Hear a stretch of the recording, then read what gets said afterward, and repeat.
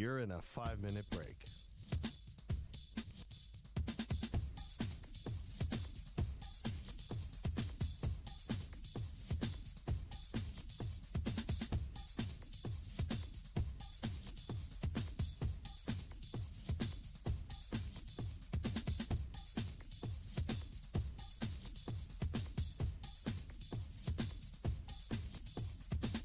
Four minutes, 30 seconds remaining.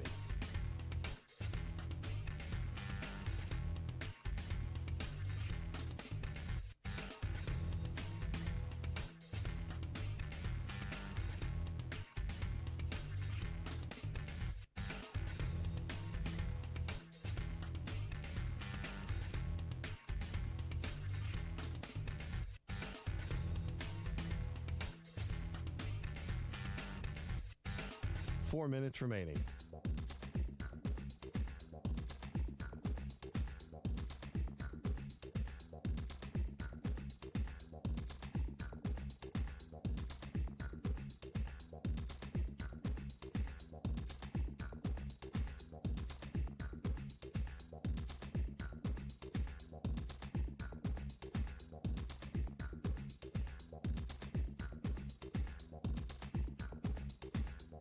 Three minutes, 30 seconds remaining.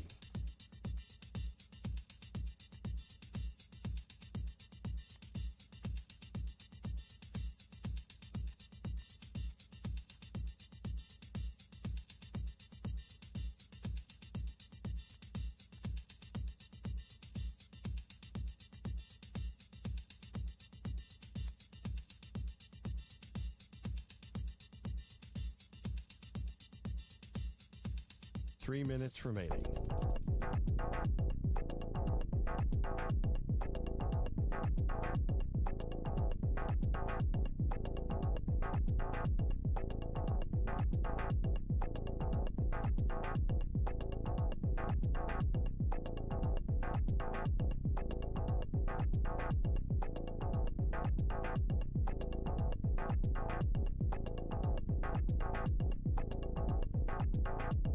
Two minutes, 30 seconds remaining.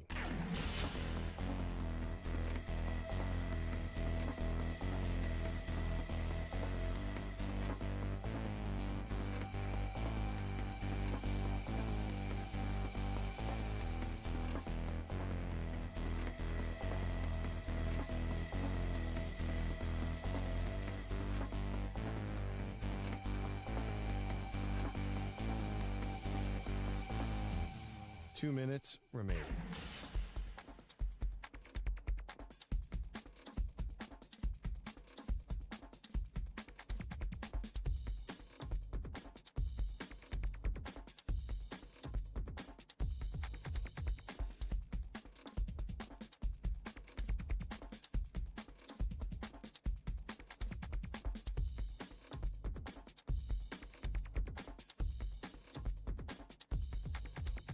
One minute, 30 seconds remaining.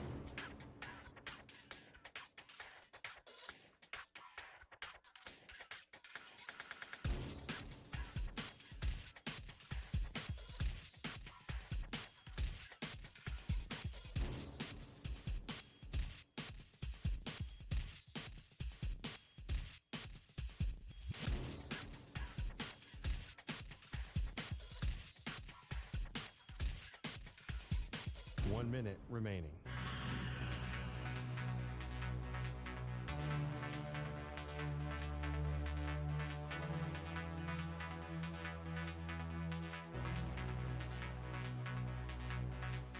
Forty-five seconds remaining.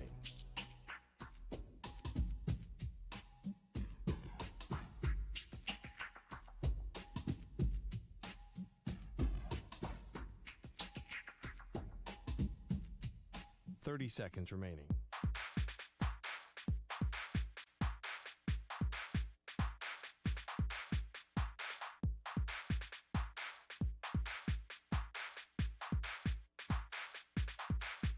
Fifteen seconds.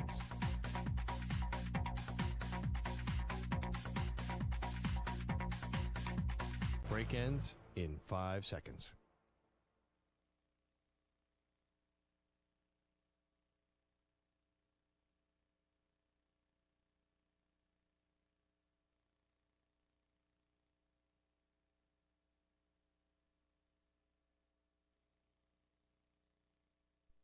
To infinity and beyond.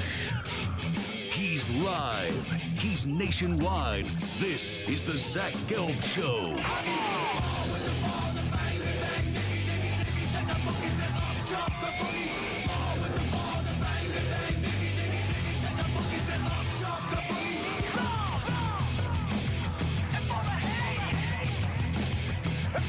Here's your host, Zach Gelb.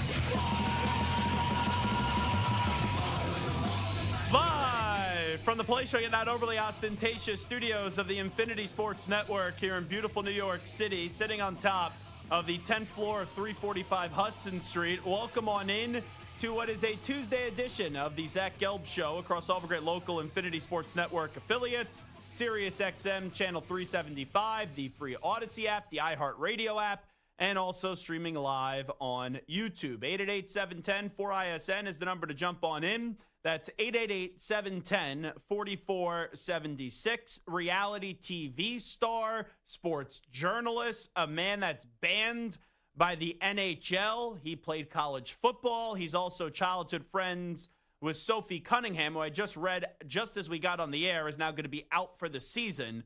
Wes Wilson is going to join us coming up 20 minutes from now. In the second hour of the show at 4:40 p.m. Eastern Time, head coach at South Carolina, Shane Beamer, is going to join us. And then at the top of the 5 p.m. Eastern Time hour, the Pro Football Hall of Famer and the new director of player development at Syracuse, Dwight Freeney, is going to stop by. But folks, I start today's show by saying this. If you question the Hickey Hex, if you think that hot take Hickey is just a bit, you are wrong. You are fake news. The Hickey Hex is not only alive, the Hickey Hex is alive and well. And the powers are spreading across this country where it's not just me pointing out the inability of Ryan Hickey to get something right, but also respected NFL journalist, longtime scribe, Michael Silver, who, when I see the news today that the Indianapolis Colts are naming Daniel Jones as their starting quarterback and Anthony Richardson is not going to be starting the year for the Colts and he's going to be QB2, the first person to pile on was actually not your boy. I let the body get a little bit cold first before I sent my Twitter barrage out there to Ryan Hot Take Hickey. But I guess Michael Silver had a tweet on March 1st, and he said teams who starting QBs are likely not on the roster on March 1st, Raiders, Giants, Titans, Colts, Jets, Steelers, and Browns. And Hickey responded in his stubborn way that he does, unless the Colts are trading for Mahomes, Burrow, Allen, Lamar, Stroud, Nix, Herbert, Baker, Purdy, Hurts, Daniels, Caleb, or Stafford, Anthony Richardson will be starting week 1. Michael Silver immediately, this was in his drafts, immediately when the news comes out that Daniel Jones is starting instead of Anthony Richardson, he quote tweets that Hickey tweet and he writes, "Good call, bro." Oh my God. In the NFL journalist world, and I don't usually love a lot of NFL journalists if I'm being honest, Michael Silver right now may be number one in my books. But I go back to Ryan Hot Take Hickey, the day the Indianapolis Colts selected one Anthony Richardson, the 4th overall pick in the draft. And I remember working with Hickey, he did not want Anthony Richardson, right? And then the moment that it got leaked that the Colts are interested, oh, no, I'm all in. I'm all in on Anthony Richardson. And here's what I always said about Anthony Richardson. There's always a guy or two in the draft that they try to say, this guy could be the next Mahomes, right? And not 100% Mahomes, but maybe like 15 or 20 or 30% like Patrick Mahomes. And when I look at Anthony Richardson, I've been sold this for years, his potential. A wise man once told me, you know what potential means, Zach? You haven't done it yet. Now, Anthony Richardson's only 23, but in college, he wasn't on the field often. In the NFL so far, he hasn't been on the field often. And he'll have a few moments where he'll shine. He'll have a few moments where he'll do well. And then it quickly evaporates and poofs into thin air and you don't see that version of Anthony Richardson for a long time. But here was Ryan Hot Take Hickey, and I believe this was Las Vegas, at the NFL draft when the Indianapolis Colts selected Anthony Richardson out of Florida with the 4th overall pick. We're here live at the draft. Instant reaction, Anthony Richardson is a Colt. It's a great day. You want to know why? The Colts just got the quarterback with the highest ceiling in the draft. Let's go. Only one guy's going to be a top 5 quarterback outside of Bryce Young in this draft. It's going to be Anthony Richardson. They trusted Shane Steichen. I love the gamble. Let's hope he pans out. 20% chance. But if he pans out, the Colts are Super Bowl contenders for the next 15 years. Lock it up. Let's go. The best part of that is not only did he mush Anthony Richardson, he also mushed Bryce Young. And he's hyping it up, making it as he's going to be the greatest quarterback and he has the highest ceiling. And he goes, oh, yeah, everything I'm just saying has a 20% chance of happening. 20% chance. Lame of Hickey. So if you thought, okay, that's just one bad take, no big deal. Right? As Hickey would say, no big deal. No big deal. I'm drunk. No big deal. Well, then the Colts drafted A.D. Mitchell. Adonai Mitchell out of Texas. And Hickey, who's supposed to be a professional producer, I guess whoever he was producing at this time, he wasn't listening to them or wasn't even working hard during a break. Because here was a video that Hickey cut during a break when you're supposed to be talking to the host, right? Do you need any sound? This is what we're doing for the next segment. Screening the calls. This is Hickey fantasizing over A.D. Mitchell and Anthony Richardson and their eventual connection in Indianapolis. All right, Colts just made a selection. A.D. Mitchell out of Texas. I think this is a really good move for AR. I'm not ready to wait till September to see this connection go. So let's give you a little sneak peek right now. AR to AD. Ready for it? Hey. Looks. Drops back. Oh, he's telling him. He's telling him, go deep. Go deep. Deep shot. AD. Oh, he got it. Touchdown. Woo! Give me that. Oh, AR to AD. Should have been fired after this. You'll see it early and often in 2024. He's a playmaker, touchdown getter. Let's go. Pray for defenses in 2024. Okay, so Stu, let me just ask you a question. A.D. Mitchell, Adonai Mitchell, played in 17 games last year for the Colts. How many receptions do you think he had? Well, I drafted him in fantasy. I know it wasn't very high. I'm going to say it was like, let's go with 35. He had 23 receptions on 55 targets for 312 yards. So, like, not a terrible average, but only 23 receptions for 312 yards. Now, he said he's going to be a touchdown machine, right? And that connection of Anthony Richardson and Adonai Mitchell was going to be electric. Forget Anthony Richardson. How many touchdowns do you think Adonai Mitchell had last year for the Colts? Let's go with 3. 0. So, if you're listening to us on one of our great affiliates in Indianapolis on the ticket, don't blame, right, the general manager, Chris Ballard, who, trust me, this guy is such an overrated GM. You know, it's crazy that Chris Greer has kept this job for so long. How about Chris Ballard as well? You know, you look at since Andrew Luck abruptly retired, their best quarterback since that was Phillip Rivers, who, oh yeah, by the way, he was 38 years old. Since the Colts saw Phillip Rivers depart their organization, they have not made the playoffs, and they've been 30 and 37. 30 and 37. So you can blame Chris Ballard. Maybe you could blame Shane Steichen for never trusting Anthony Richardson. Maybe you could blame Anthony Richardson himself. Maybe you could praise Daniel Jones for winning the job. Or you could just look at the lowest hanging fruit around here at the network, and you could pick that fruit, and you could say, hey, this is all the Hickey Hex. So I'll give you my 2 cents on this. I was never a big fan of Anthony Richardson. I look at Anthony Richardson, and I'm being sold something that you only see in small doses. It would be like, for example, Stu, if you can't cook, and one time you follow a recipe and you make some, I don't know, great dish. Like you followed a certain crab cake recipe. I'm just going to go crab cakes. I don't know. They were on my mind today. And you follow a great crab cake recipe. And Stu, you go home, you make these crab cakes for Angie. And she goes, Stu, usually burn water. This is phenomenal. These are unbelievable crab cakes. And then Angie actually thinks you're a good cook. Like, let's pretend that's the first time you made her a meal. But in reality, you burn water, you can't cook. And she thinks you're a good cook because of the one time you made something well. And then the next time you go make chicken cutlets, disaster. And then you go make a piece of salmon, disaster. Then you go make rigatoni alla vodka, horrendous. But Angie keeps on chasing the one time you actually cook something. That's what people do here with Anthony Richardson. They chase the one or two times he actually does something positive, and then they get served bad meal after bad meal, and they keep on trying to go back to the time when he cooked up something positive. So with all that being said, I'm not a big fan of Anthony Richardson. I'm not a believer of Anthony Richardson, but he's 23. And the Colts, say what you want about the incompetence of their GM and Chris Ballard, they do have playmakers on offense. Starting with Jonathan Taylor, Michael Pittman Jr. You have Tyler Warren drafted out of Penn State who fell to them 14th overall, and I can't believe that he was there with the 14th overall pick.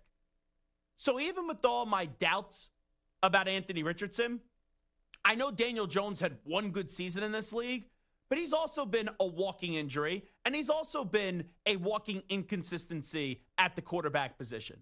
So when I look at your schedule, and I see the first 8 games are the Dolphins, the Broncos, at Tennessee, at the Rams, the Raiders, the Cardinals, at the Chargers, and then Tennessee again. And really the only 2 teams or 3 teams that make you shake in your boots are the Chargers, are Denver, and are the Rams. Like, this is not murderer's row. The first 5-6 games of the season, your only 2 tough teams are the Rams and the Broncos. I would have thrown Anthony Richardson to the wolves for one last time. And then you could have a short leash on him. Instead, the Colts are always backwards are saying, no, Daniel Jones is our guy. And Shane Steichen doubled down, and he goes, oh, you know what?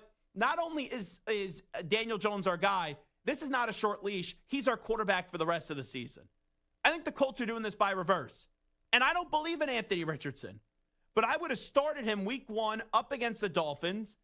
And I know the coach doesn't believe in him. I know the coach doesn't trust him. And then if he doesn't perform well, then you pull the rug out from underneath him, and then you go to Daniel Jones. But that's where the Colts are at right now. Let's hear from Shane Steichen. This is Shane Steichen announcing that Daniel Jones will be starting the season at quarterback. How long of a leash will Jones have? Look, he's our starting quarterback for the season. You know, I don't want to have a quick leash on that. I feel confident in his abilities. Shane, why was it important for you to make that decision right now? Well, I think, we got 3 weeks for our first game, and I think it's fair to the team that they know who their starting quarterback's going to be, and they get those reps this week in practice and the following week and getting into game week. So there's just clarity at that position. The funniest thing is he goes, oh, yeah, he's our starter for the rest of the season. Have you seen Daniel Jones's medical history? He gets hurt a ton. So you could say that. There's a chance that Daniel Jones gets injured very early, and then they're back to Anthony Richardson. Like, I do think at some point this year, we'll see Anthony Richardson again. Let's go to Daniel Jones on being named the Colts starting quarterback. I understand this league and how it works, and you've got to perform at a high level week in and week out. And that's certainly what I expect of myself, and I'll be expecting of all of us in this offense. I think we all have high expectations of what we can be. And we'll also hear from Anthony Richardson. This is on Daniel Jones being named the Colts starting quarterback. You got to respect the decision. I feel like he's a better fit for the team, better fit for the outcome of us winning. So you just got to respect it and just keep working. That doesn't undermine any other work I've been putting in. Doesn't say that I haven't improved. I'm proud of the improvement I've made. Shane is also proud of that. So you just got to keep stacking on that and just keep getting better. And here is Anthony Richardson one more time. How surprised was he by the decision that the Colts made? I guess you could say somewhat surprised, but at the end of the day, we all knew somebody was going to have to be on this end of the stick, and it was me. I feel like I did a decent job in improving, but there's still a lot more I can do. It's only about to be year 3. Shane already talked about me being 23 years old, so I still got more time. I still got more time to grow and be a great guy in this league. So I'm looking forward, and I'm thankful for every opportunity.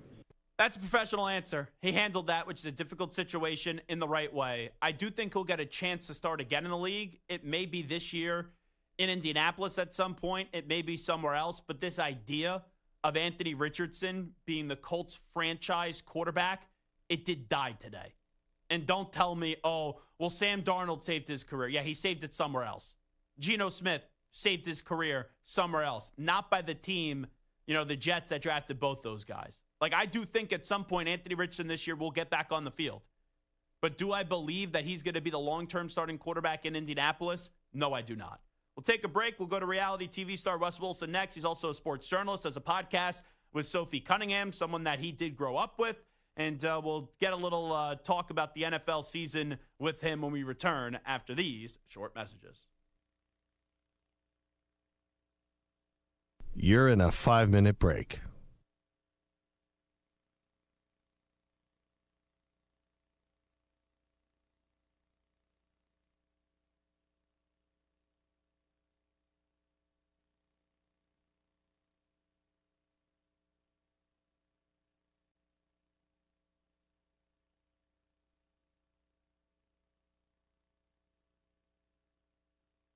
Four minutes, 30 seconds remaining.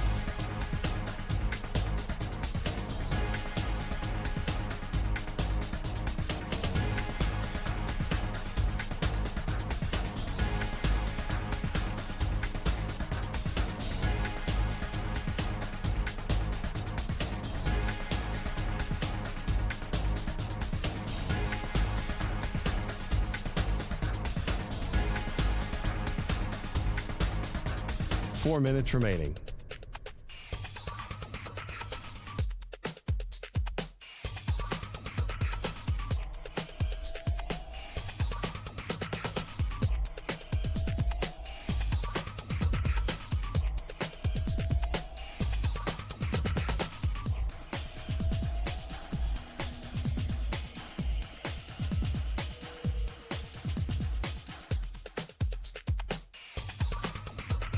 Three minutes, 30 seconds remaining.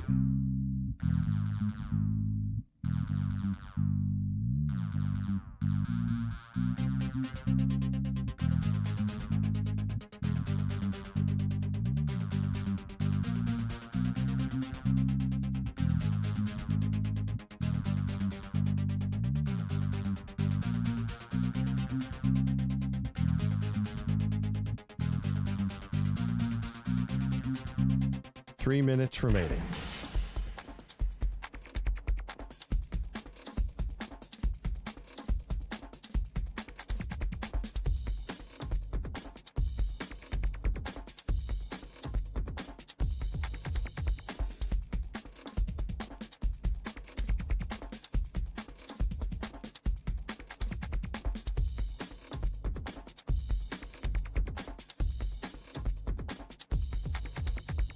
Two minutes, 30 seconds remaining.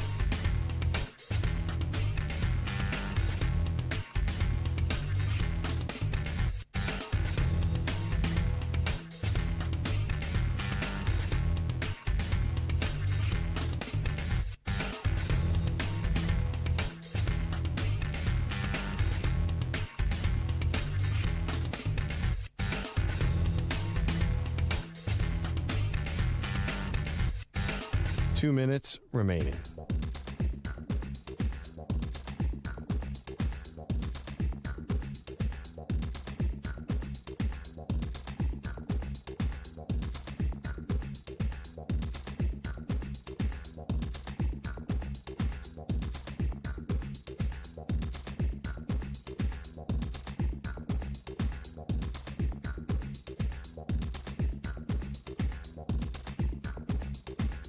One minute, 30 seconds remaining.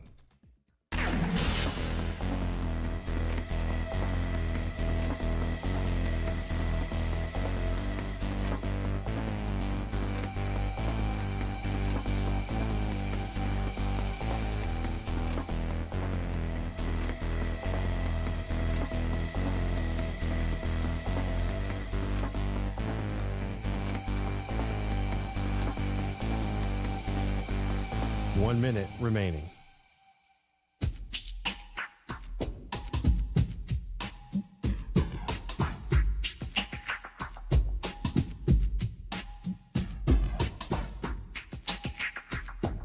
45 seconds remaining.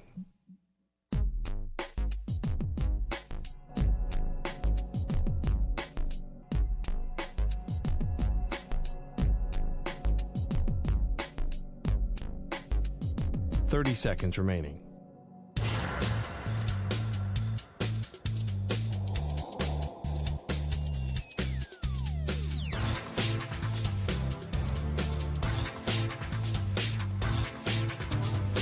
Seconds.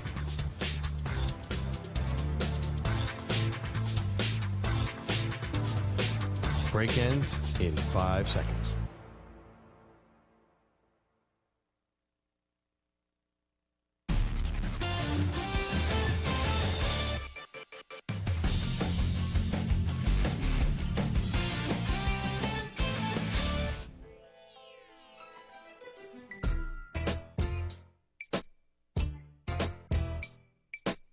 Welcome back to the Zach Gelb Show on the Infinity Sports Network. Captain Morgan Slice and Pluto Golf dropped the Play the Slice collection. Polos, shorts, hats, windbreakers, and Pluto's debut P1 sneakers. Made for players who swing big, dress loud, and turn every slice into a statement. Crafted with Pluto's Golf signature attention to detail at the intersection of fashion and function. The Play the Slice capsule collection drops exclusively on Pluto.golf starting August 22nd, only while supplies last.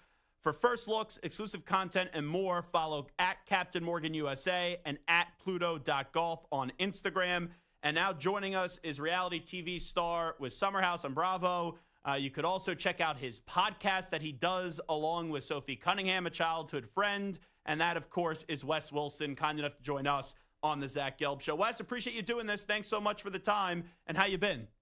I've been good, brother. Thank you for having me on. I appreciate you. Well, I just saw some unfortunate news, and I hate to start you off this way, that Sophie Cunningham's going to miss the rest of the regular season with a right knee injury. That's what the Indiana Fever just announced. Just how do you kind of react to that, since that's a close personal friend of yours? Yeah, I knew she was hurt. We actually just recorded our podcast for this week right before I hopped on with you, and found out, season ending. So that's a bummer. Injuries suck in sports. I don't know. It always hurts a little more when it's someone close to you and you know how much work they put in and how much they love playing the game. So, yeah, that's a huge bummer. And their team is, like, super banged up this year. I don't know. There's some bug going around. I don't know. Yeah, sometimes you just have one of those seasons, and it's always unfortunate when you get hurt, but especially where her stardom was starting to skyrocket, especially that night when she was defending Caitlin Clark, and so many people fell in love with Sophie Cunningham, and she became an overnight sensation, and they learned more about her. Let me take you back to that night, you knowing her for basically your entire life. How did you kind of process that night when, okay, that's your friend, and she became a huge star in that moment? Her fighting was not a surprise at all. If anyone knows her, that's not a surprise.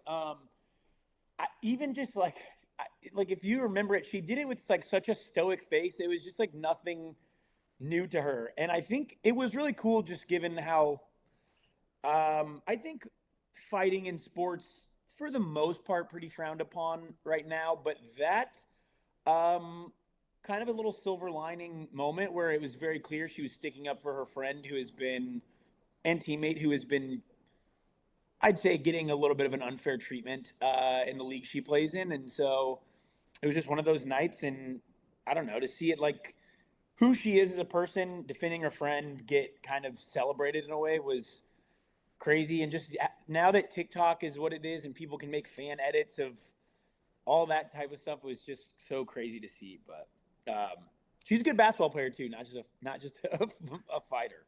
Well, they go hand in hand sometimes, and it was awesome to see for the reasons that you just said.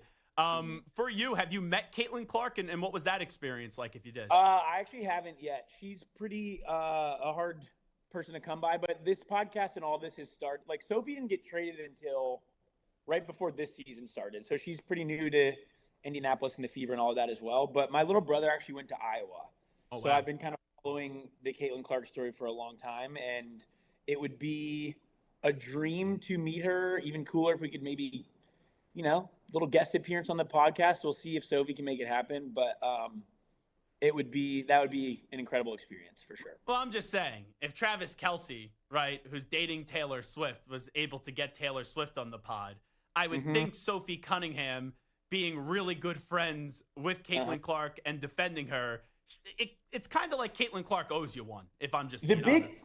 The big question would be if Caitlin Clark is down to do a podcast with someone who's on a reality TV show is the biggest question.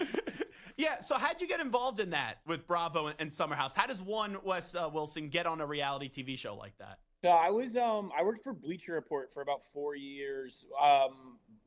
Great job, was having the time of my life. Surprise layoff happened and was kind of scrambling, trying to figure out what I was going to do next. And that opportunity just sort of found its way onto my doorstep, and I was in no position to say no, honestly. But this show is it's very parallel to the sort of summers I would have been having in New York anyways. So I didn't have to drop a lot to make it happen. So I kind of just said yes. And my mom always jokes that I needed a summer job. And so I just said, yeah.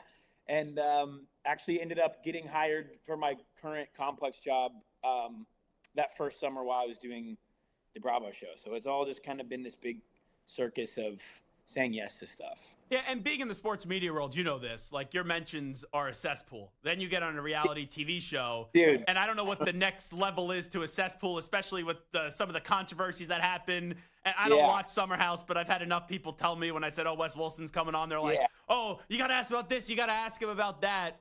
Getting thrown into that world, what was that like for you on a personal standpoint? So I've had trolls, obviously, for a while, and I played sports in college. So it's not my first time getting my feelings hurt. The only difference with reality TV is it's kind of, I can handle if someone calls me slow or says I, don't fill the B gap well, but when it's about your personality and who you are as a person, it always stings a little bit more than when it's just about how you play a sport or the work you do. But honestly, the internet is the internet now. I was lucky to kind of be exposed to it for a few years before I did the show. And so it's a learning curve, but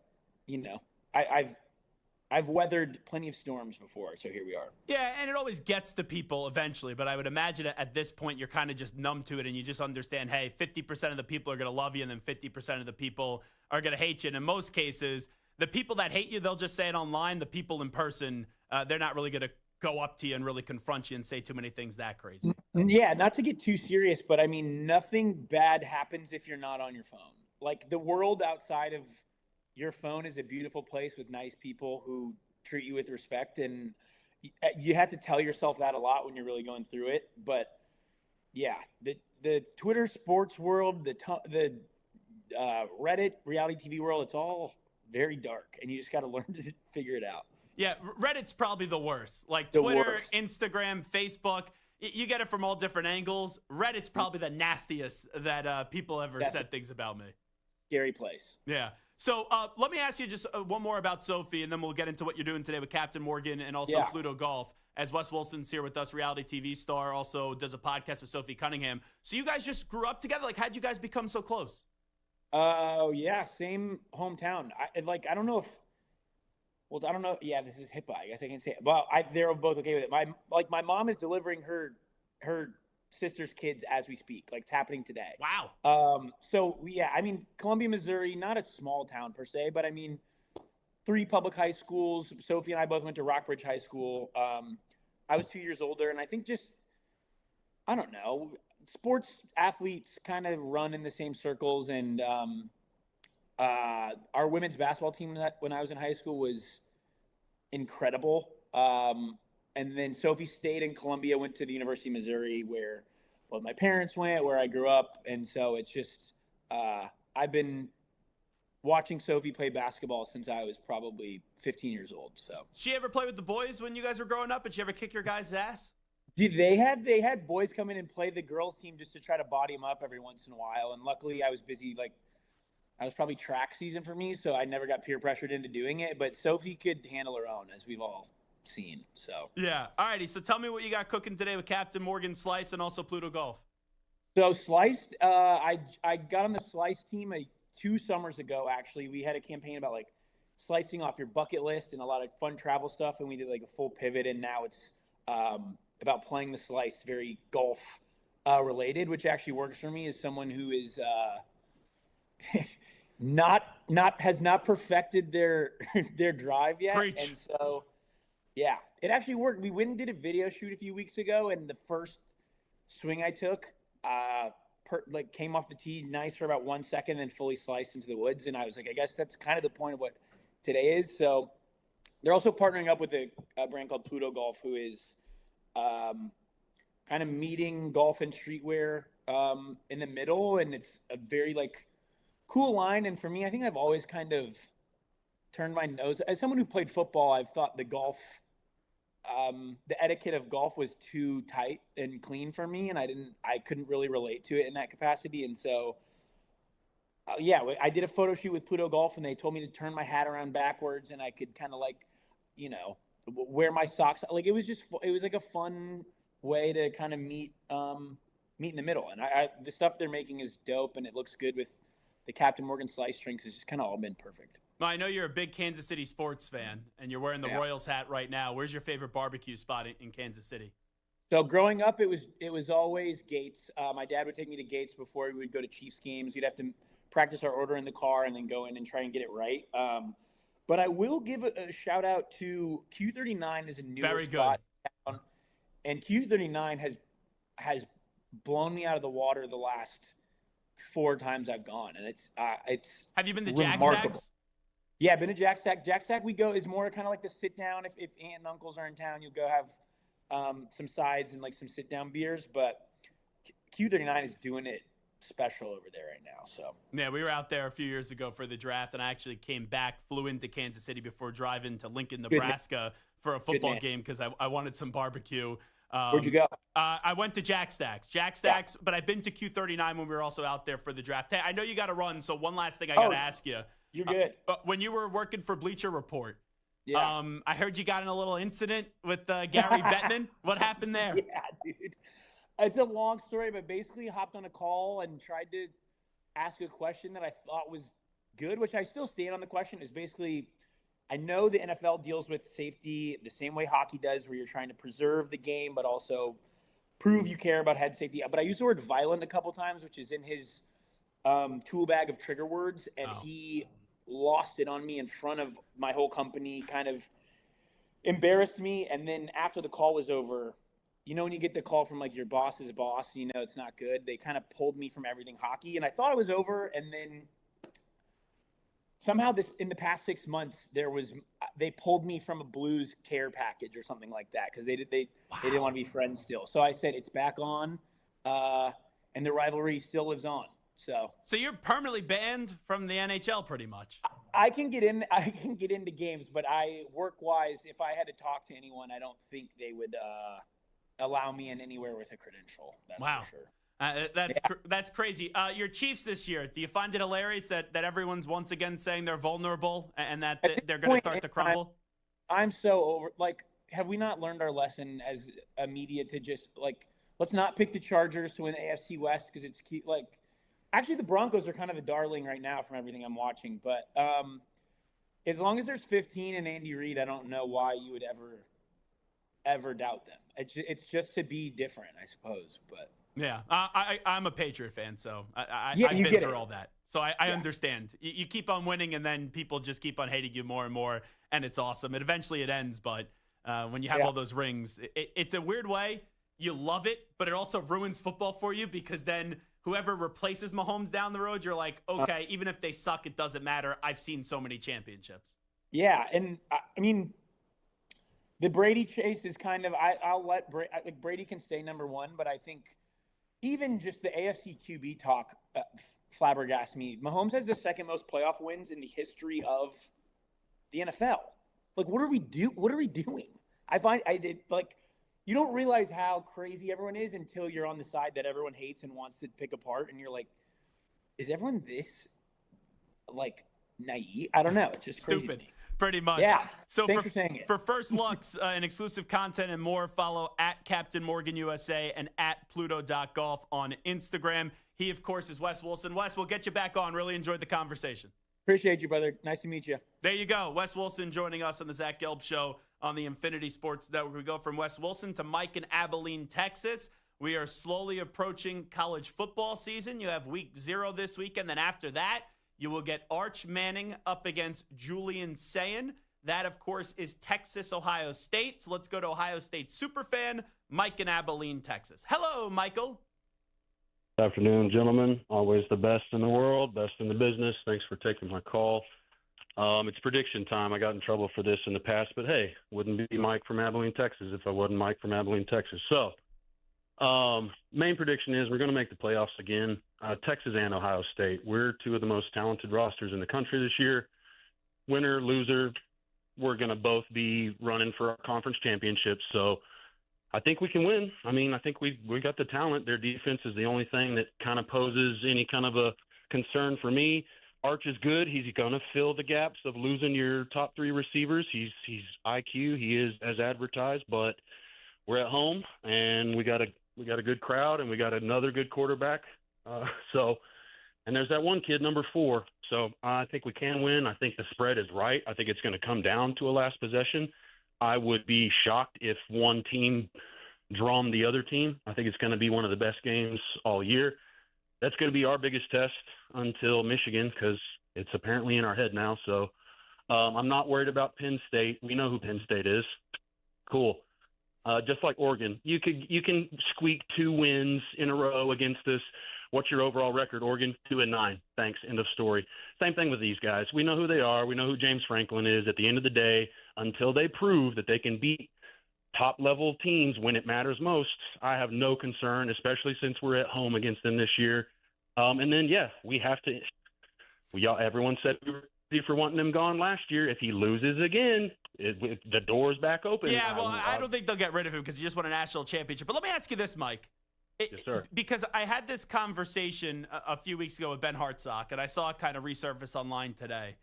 If you could only pick one, win a national championship this year or beat Michigan, which one you pick?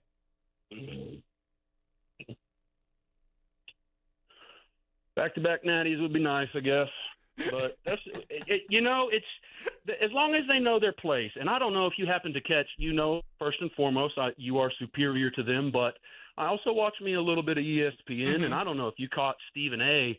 and Feinbaum today, but hallelujah, church was in session. The truth was preached from the mountaintops to top-level experts with insight to the matter.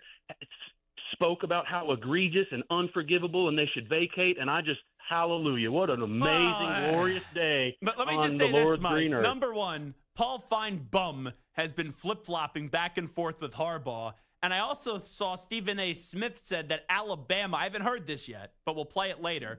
But I just saw this going viral, that Alabama should have hired Coach Prime over Kalen DeBoer. So he did say that. It was part of the same segment-ish. Yeah. He totally is down for that. So take it with a grain of salt what both those guys say with college football is what I'll say. Well, when they're swinging OSU, we're going to ride with them. As soon as they're not, we'll drop them off at the station. No problems at all. Hey, man, I just want to say thanks for always taking my call and dealing with my crazy self and my crazy predictions. Another great season. Honestly, the whole season's going to be awesome. We got a lot of good teams, playoffs. It's going to be great. 2 things I really want to do is obviously end the season on a high note, remind these guys where they actually stand in the real world, and then back to the CFP to see what we're really made of. You know me, not a Big Ten fan. This whole proposal, what did they say? The Big Ten wants 20? 24 28. It's idiotic. It's idiotic. Mike, I got to let you run, but all the love, and I always appreciate it. Always enjoy your phone calls, and you're one of the few Ohio State fans that I actually do enjoy and I do tolerate. There is the great Mike in Abilene, Texas. The Ohio State schedule, there's 4 games really circled. Texas, at Illinois, Penn State, at Michigan. Those are going to be 4 fascinating games. Illinois, if they're not making the playoff, then they're never going to make the playoffs. This is their year to do so. Texas, it's amazing. Ohio State, or Texas, the number 1 team, the coaches poll and the AP poll, they're underdogs in week 1. Penn State, if it's not this is their year, then it's never going to be their year. And then Michigan has the mental advantage over Ohio State. We'll come on back. We'll talk some more college football. Notre Dame has named its next starting quarterback. We'll get to that and react on the other side. Update time first. Here is El Capitan, Marco Belletti. Infinity Sports Network Sports Flash. And Zach, we're sponsored by Progressive Insurance. Your small business keeps you on the go. Progressive Commercial Insurance keeps your policy within reach with our easy-to-use mobile app. Learn more at ProgressiveCommercial.com.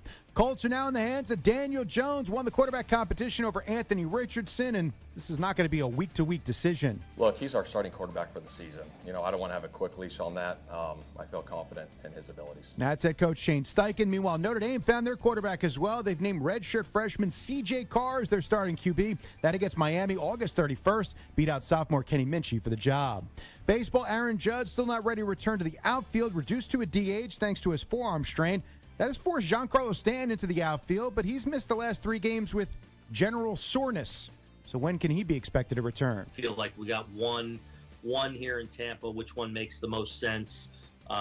So we'll start with that and then see where we are for the Boston series. That's manager Aaron Boone with BT and Sal. Brandon Tierney, Salicon on WFAN in New York. Brewers and Cubs playing now. Cubs had a 5-0 lead. Willie Castro with a 3-run shot. Brewers have chipped into it 5-2. Cubs still in front. Top of the 5th inning, Christian Yelich with a solo shot. I'm Marco Belletti.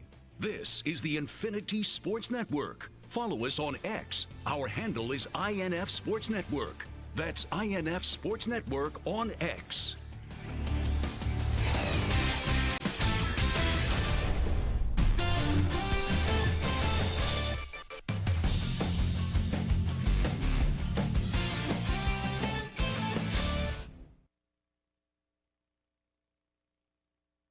You're in a 5-minute break.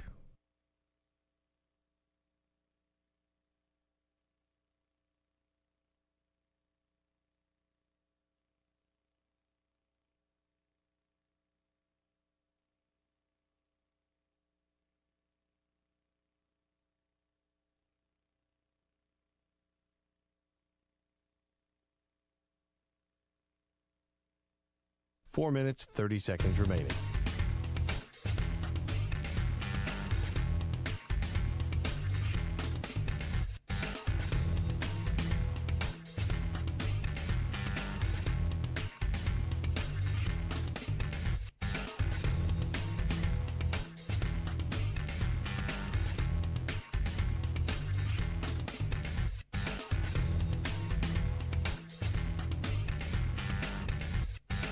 Four minutes remaining.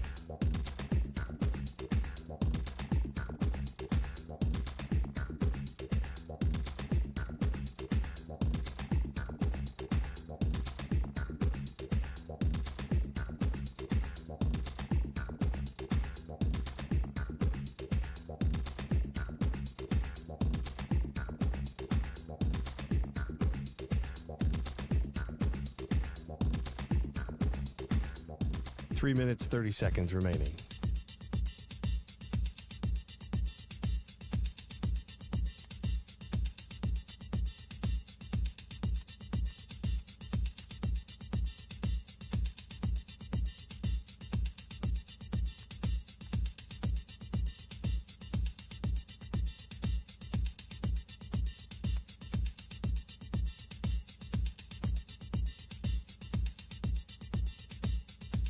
Three minutes remaining.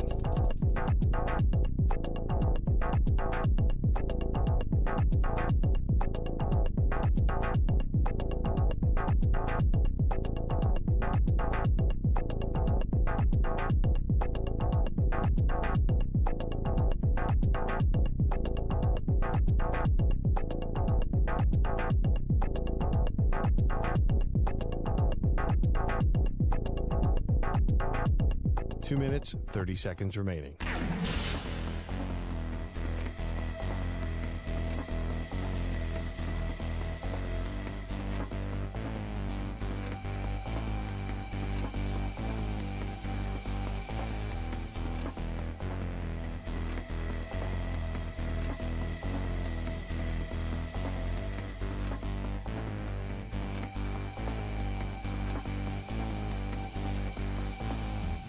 Two minutes remaining.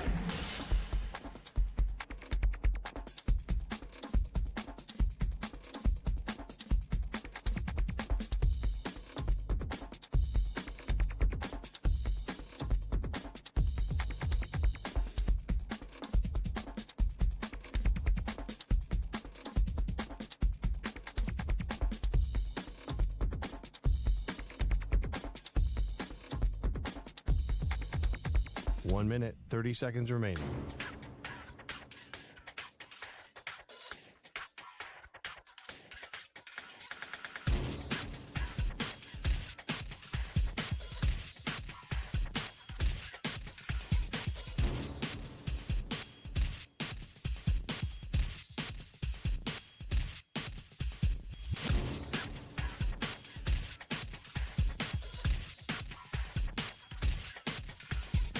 1 minute remaining.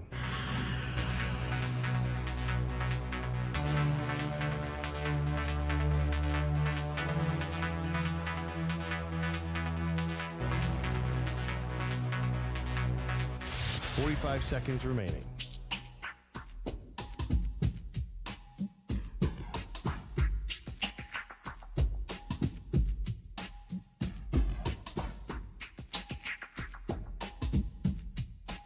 Seconds remaining.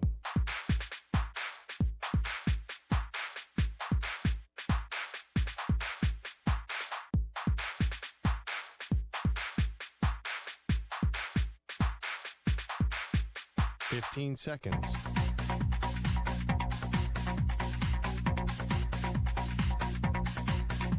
Break ends in 5 seconds.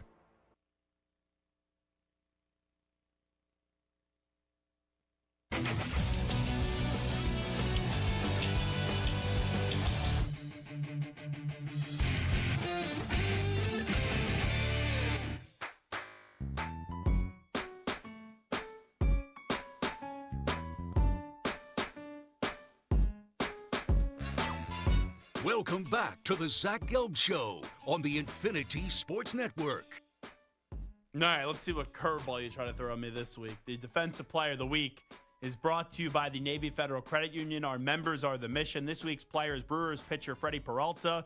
In yesterday's 7-0 win over the Cubs, Peralta allowed 0 runs on 1 hit and struck out 6 over 6 innings. Peralta now has 15 wins on the year, the most in the majors. That's how I know we are getting closer to football season. I know it was a baseball guy, but it's just not one of those soccer people that the name is just something that I have no clue even how to say correctly on the radio. Stu, your Notre Dame Fighting Irish have named a starting quarterback. It is CJ Carr. It's interesting how that works because for most of the summer, I said, oh, CJ Carr is going to be their starting quarterback. And then yesterday, it kind of comes out that they're not making the decision yet and that there's been growing momentum for Kenny Minchey, and he's significantly closed the gap. And a lot of people started to think that he could win the job. And then, lo and behold, today it comes out, boom, CJ Carr, who was expected to get the job all summer long, has been announced as a starting quarterback. And Notre Dame's going to open their season with 2 tough games. They're at Miami. Now, there's questions about Miami, obviously. They got talent. But what the heck is Carson Beck going to look like? And then they play Texas A&M, and Marcel Reed's a good quarterback or solid quarterback, but we got to see him put it together for the full season. And I do like Mike Elko as a coach. So they're at Miami, and then they do play at home up against Texas A&M. So 2 things. 1, your reaction to CJ Carr being the starting quarterback, Stu. And 2, Miami and A&M. Do you sign for a split at this point? Or is it, no, Notre Dame's supposed to win a national championship this year, so if you want me to think that they're actually going to win the national championship this year, then you better go win both of them. So my reaction is kind of like you alluded to. Based off the past week or so, I'm kind of shocked that it is Carr now. I thought with all the talk about Minchey and how he's kind of made this a quarterback competition, I'm kind of surprised that he didn't win it and that they gave it to Carr, who was the favorite coming in. So there was some surprise there for me. I would probably take a split, honestly, especially since they have the new quarterback and a lot of new pieces. Maybe it is a loser mentality. Maybe I should be wanting both, but those are probably their 2 hardest games of the season. No disrespect to like USC and Boise State, but I think those are the 2 hardest games of the season. If they split those, they should bare minimum win 10 games. Yeah, and I'm also curious about the wide receivers this year. Jaden Greathouse had a phenomenal national championship game. Jordan Faison, he's someone that plays lacrosse, won a national championship on lacrosse, and also was in the national championship game for football. And he's had some good moments. But I look at the wide receivers this year. I'm curious what they're going to be because the line at Notre Dame is always good. Even when they don't have the best offensive line, they're still a really good offensive line. I think they're better right now at quarterback than where they were last year with Riley Leonard. And in a weird way, Jeremiah Love, as long as he's healthy, is going to be better this year because I think they're going to put more on his plate. And also, even if he does get banged up, you have a phenomenal second running back. And even though You lost Xavier Watts, who's phenomenal, and you lost him in the back end. This Notre Dame defense is supposed to be incredible still. So I look at Notre Dame. The beginning of their season is my biggest question, and even with that, remember, folks, this is the same team last year that lost to Northern Illinois and still made the national championship game. So at Miami, A&M, those are their two toughest games. They play Purdue. They play at Arkansas. Boise State's a really good team. They play NC State. They have Syracuse. I'm not a big believer in stinking Lincoln this year. They're at Boston College. They play Navy. Navy is good, but we saw Navy be good last year. And then they played Notre Dame. Stu, didn't you go to that game, or did you go to the Army game? I did. I went to the Navy game at MetLife. And they smacked them, right? Yeah, it was over before halftime. Yeah. So, yeah, the 51-14 was the final. So then after that, that Notre Dame plays Navy, which, it's always, they're respectable. They play South Florida, that Memphis. Oh, no, sorry. That's, hold on. I started looking at the Navy schedule. So after that, they play Navy. Then at Pitt, who Pitt, I think, is criminally underrated this year. You look at Pitt, they have two All-Americans, first-team All-Americans. The tremendous linebacker, Kyle Lewis, and then Desmond Reed, the running back. And that team was undefeated up until their quarterback, Eli Holstein, got hurt. So Pitt could actually be a game that's sneaky on you. Then you play Syracuse, and then you're at Stanford. Notre Dame this year, they're going to be back in the college football playoff. And it's Notre Dame's one of those teams, and I don't know, it's weird. This is the year, and I know it started last year because I did pick Notre Dame to get to the national championship game last year when the playoff bracket came out, and I had them losing. I think it was, who did I have them losing to? I think it was to Oregon, because Oregon came in as like that dominant team, and we thought that they were going to beat Ohio State and then get to the final and beat Notre Dame. that probably seems right. But I did have them go into the national championship game, and maybe that started my belief in trusting these teams that I usually don't believe in. Because I believe in Clemson this year. Penn State this year, I believe in them. And Notre Dame, I once again believe in this year. And you look at week one, by the way. We got some awesome matchups. And also week zero. Week zero, there's one matchup where it's Rocco Becht up against Avery Johnson. So that's Kansas State up against Iowa State. Then you have Arch Manning up against Julian Sand. A lot of intrigue with both those quarterbacks, Texas and Ohio State. That could be the game of the year. Then you got Ty Simpson with Thomas Castellanos, who runs his mouth. A lot of intrigue there, Alabama, Florida State. Then you have Joey Aguilar at Tennessee going up against Steve Angeli at Syracuse. A lot of intrigue there. Garrett Nussmeier, I believe that's the Sunday night. Is that Sunday? No, that's Saturday night. Saturday night, where you got Garrett Nussmeier going up against Kate Klubnik, two big-time quarterbacks, LSU and Clemson, the Battle of Death Valley. And then on Sunday, you do have C.J. Carr with Notre Dame going up against Carson Beck, who's now at Miami. Like, look at the intrigue there for week zero and week one with 1, 2, 3, 4, 5, those 6 quarterback matchups. So I can't wait for college football. It is basically here. We have games this weekend, and then obviously the big one, week one, starts next weekend. And you look at the triple header, really, that we have. That's going to be your national triple header, where you have, it starts off at noon with Texas and Ohio State. Then it follows up with Alabama and Florida State at 3:30. Then you have the nightcap, the Battle of Death Valley between LSU and Clemson. All righty, this is Zach Gelb Show right here on the Infinity Sports Network. We will take a timeout. Shane Beamer, the head football coach at South Carolina, he's going to join us 45 minutes from now at 4:40 p.m. Eastern Time. We'll preview the Gamecock season. And then right after Shane Beamer at 4:40 p.m. Eastern Time, we'll circle back into the biggest story of the day. That's the Indianapolis Colts naming Daniel Jones their starting quarterback. Anthony Richardson's going to be QB2. Colts legend, Pro Football Hall of Famer, now with the Syracuse program, back at his alma mater as the Director of Player Development. That, of course, is going to be Dwight Freeney, who's going to join us at 5 p.m. Eastern, 2 p.m. Pacific Time. Overreaction, proper reaction next right here on the Zach Gelb Show.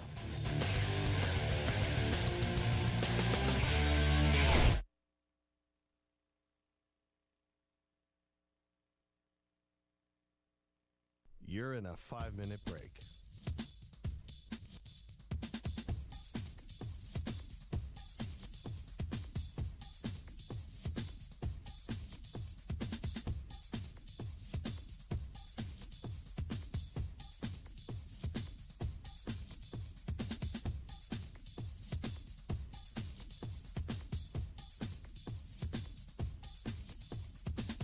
4 minutes, 30 seconds remaining.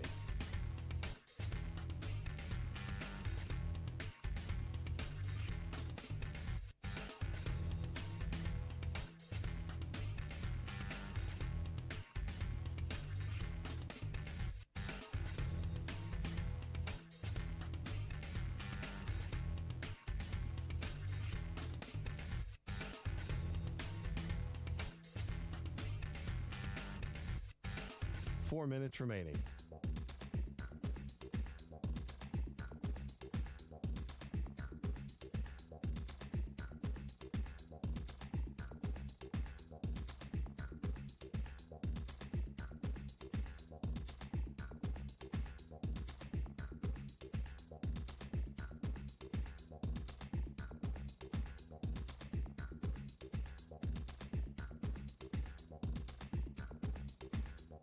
Three minutes, 30 seconds remaining.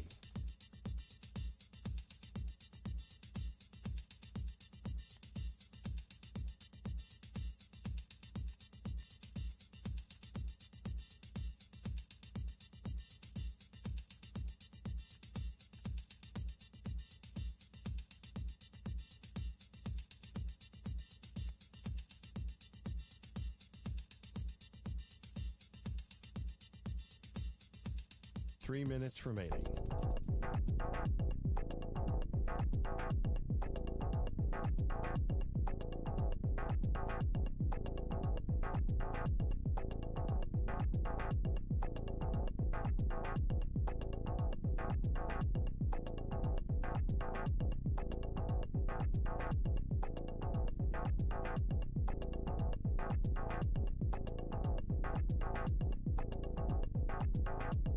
Two minutes, 30 seconds remaining.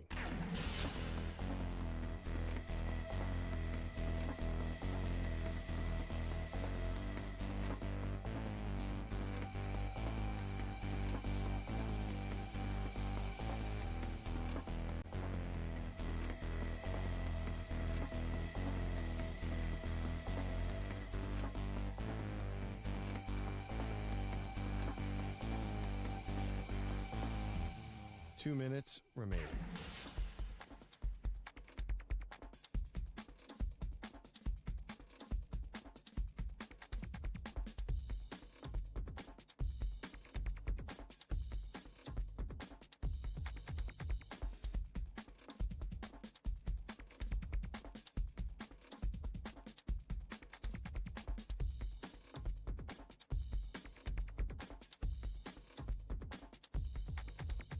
One minute, 30 seconds remaining.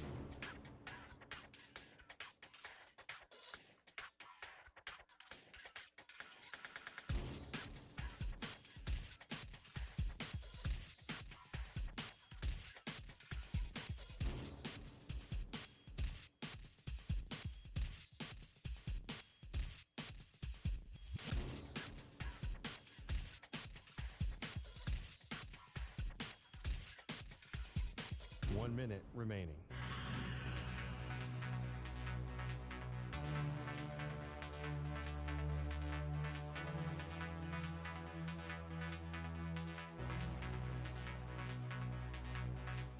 Forty-five seconds remaining.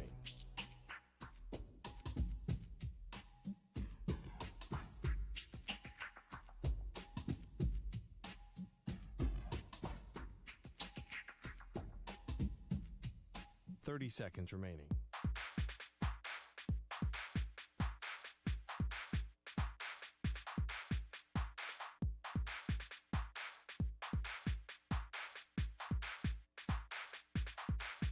Fifteen seconds.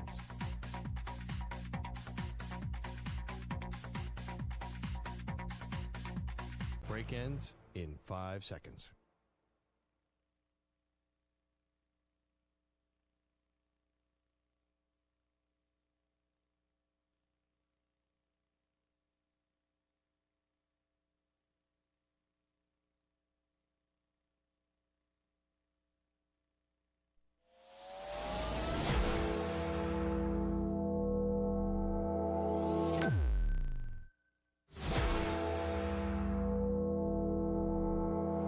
To infinity and beyond. He's live. He's Cities nationwide, this is the Zach Gelb Show. All righty, hour number 2 of our radio program. It is the Zach Gelb Show, coast to coast on the Infinity Sports Network. Shane Beamer, the head football coach at South Carolina, joins us 40 minutes from now. Dwight Freeney, the Pro Football Hall of Famer, the Super Bowl champion with the Indianapolis Colts, will join us, and he will react as we do have news, and that is that Anthony Richardson will be QB2 this year in Indy, and quarterback in the 1 spot for them is going to be one Daniel Jones. But first up, it is a Tuesday. Let's see what we will have a little overreaction or proper reaction to, as Stu's got some questions for me, and we hit those right now. Another football week is complete, which means it's another week to freak out about your favorite team. Which takes are truly crazy. But sometimes a game can be so bad, it's almost good. You know what I'm saying? No. And which are so crazy, they might be right. He's 6'5", he's 245 pounds. He's probably a Popeye's biscuit away from being a tight end. Zach lets you know in this week's edition of Overreaction or Proper Reaction. I'm cracking up at social media right now. Psych Mampter just tweeted a article, and it's the Indianapolis Disgrace Gazette, Tuesday morning edition. Ryan Hot Take Hickey replaces Chris Ballard as Colts GM. Vegas says fade the Colts. Hickey promises bold takes, bad trades, and a relentless belief in Penn State alumni. And there is a whole article written about this. So a good job by Psych Manther on social media. And then Andrew Kaplan, our social media guru, he followed it up with a tweet, which is I don't know if this is Photoshop, actually. This may be a real photo. This is Hickey sitting next to a microphone, and he has a blue hat covering his hair, his high hair, and it says, make the Colts interesting again. The only thing, Cap, I think the Colts are interesting. It's just that they're interesting for all of this incompetence that they've had. And you think about it, since Andrew Luck, when he shockingly retired, they've gone through quarterbacks like Phillip Rivers, who was actually good for them and made the playoffs. And ironically, well, not ironically, I guess it's expected, that was the quarterback that Hickey didn't want. He was in on Matt Ryan. He was in on Carson Wentz, who his career came and went. And then he was also in on Anthony Richardson. And all those guys, failure. So, oh my goodness gracious, the Colts, they're interesting just for all the wrong reasons. But anyway, Stu, you got some questions for me. Let's attack it. All right, so the Commanders, they made some big changes this offseason. They added Laramie Tunsil and Deebo Samuel. But with questions about the future of Terry McLaurin, the team is reportedly expected to trade or cut another key starter in lead running back Brian Robinson Jr., who sat out yesterday's preseason game. Currently, Washington has Austin Eckler and 7th-round pick Ja'Cory Krosky-Merritt listed as the main backup. Doesn't he go by Bill? Did you guys see this last night? I didn't know. Yeah. Because I saw his name in my sleeper draft. And then someone goes, oh, this is the guy that's on the Commanders? He goes by Bill. Bill? Yeah. I don't know why, but he goes by Bill. So, Ja'Cory Krosky-Merritt, he goes by Bill Krosky-Merritt. This is an article, CBS Sports. Oh, wow.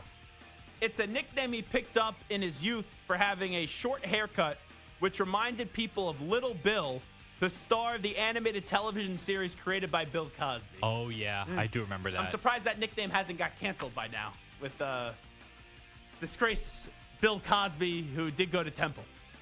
You know, did I ever tell you this? The day all this stuff came out about Bill Cosby, I was supposed to have him on my radio show in college, WHIP. We were supposed to have Bill Cosby on. I have his number. And I see everything, and I'm laughing about it. I shouldn't be laughing about it. But I see everything that did come out, and I go, oh, yeah, he's not doing this interview now. So I still called the number. And I was like, oh, Mr. Cosby, if you do want to talk, we're here for you at Philly's #1 college radio station, WHIP. When Temple had game day, I guess some people won't like these jokes, but, and I know that you probably shouldn't be joking about this, but when Temple at college game day, you know they always have crazy signs. So they photoshopped, instead of P.J. Walker throwing a football, they photoshopped Bill Cosby, and he was throwing a pill instead of a football. which, let me tell you, that sign was never taken down, and it was on the College Game Day set. So that was something that I saw when Temple somehow got College Game Day, and that was up against Notre Dame, and they almost beat the Fighting Irish. Oh, my God. Will Fuller with that touchdown in the back right of the end zone over Will Hayes, I believe it was. And then, I forget the corner. The corner that made the interception. Didn't like that guy. Temple was driving to try to go win the game. And I think they were down 21-17. And then there was that corner that made that play. So, anyway, what do you got for me, Stu? All right, overreaction or proper reaction. The Commanders are making a mistake getting rid of their lead running back. So, obviously, he's not happy, Brian Robinson Jr., and, right, you're getting close to that contract, so you don't want a disgruntled guy there. I think the guy's still a solid running back. I don't think he's very good, but he's solid. I don't know. I think the Commanders are actually going to miss the playoffs this year. Right now, I do not have them as one of my 17 in. I believe fully in Jaden Daniels. I know they made a lot of moves this offseason. They got Laramie Tunsil. They got Deebo Samuel. But right now, we don't know what's going to happen with Terry McLaurin. I lean more this is a mistake than I'm good with it. So I do a slight proper reaction when you ask me the Commanders are making a mistake getting rid of Brian Robinson Jr. Kavari Russell, by the way, the cornerback that you mentioned. That SOB, Kavari Russell. Thank you. Ugh, that was painful. You know, we're coming up on the 10-year anniversary of that season. That's 10 years already. That's crazy. Where they beat Penn State and then they lost to Notre Dame. I believe that score was 21-17. Very close game. But anyway, what do you got for me? All right, Who was the quarterback? It was that dude. Don't tell me. He played for the Cleveland Browns, or he got drafted by the Cleveland Browns. He was the dual threat quarterback. Oh, I could see his face. Do you know who it is? I do, yes. Can you give me the initials? DK. DK. Oh, Deshaun Kaiser. Yes. Yeah. He had a big run in that game. It was the most I ever got faked out while doing a game. He did a fake handoff, and then the next thing you know, he's rushing down the field for 70 yards. I thought he just got bottled up, and so did the Temple defense. The running back right at the line of scrimmage. I think it was C.J. Procise was actually the running back.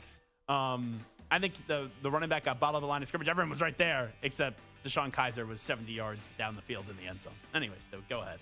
Number 1 overall pick Cam Ward has flown under the radar since draft day, being overshadowed by the Jags and Browns trade. And, of course, the battle between fellow rookies Shedeur Sanders and Dylan Gabriel.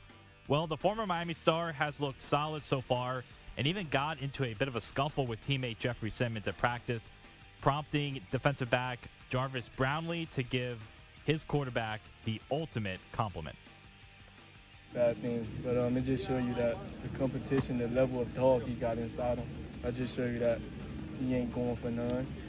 That show you that he believe in his guys, and I just show you how the offensive guys, they take care of one of another. Same goes for defense. Overreaction. That's the second fight he's got into. Anthony Richardson. Cam Ward. Is that the second fight he's got into? Didn't you ask me this last week? Penix. Oh, it was Michael Penix. Sorry. Because you asked me if that's going to be an issue. And I go, if you're a quarterback, you could get into one fight. Anything more than that, that's a problem. So, what's the question here? Overreaction or proper reaction. Cam Ward will turn the Titans into a playoff team within 2 years. I'm going to go overreaction. I do believe in Cam Ward. I know that we just saw C.J. Stroud turn that team around in his first season. I know that we just saw Jaden Daniels turn that team around in season. I think those are anomalies, and those are easier said than actually done. So to expect it 3 years in a row, I'm not going to go there. You also had Bo Nix, too. Turn the Broncos around and get them moving back in the right direction. So I still think they have a long ways to go. The encouraging part is there's no real solid number 2 team in that division. Like, the Texans right now are 1. The Jaguars have a major question mark in Trevor Lawrence. The Colts, they got some talent, obviously, but they don't have a quarterback, even though they're going with Daniel Jones now, and Anthony Richardson's going to be QB2. And it's like, okay, Tennessee, you got a lot of work to do. And we'll see if this pairing of Callahan and Borgonzi with Cam Ward could work. I like the quarterback in Cam Ward. I think he's going to be good for a long time, but I'm not going to say that within 2 years they're going to be a playoff team, so I'm going overreaction. As we discussed last hour, the Colts have named Daniel Jones their starting quarterback over Anthony Richardson. Head coach Shane Steichen even went so far to say that DJ will start for Indy the entire season. How long of a leash will Jones have?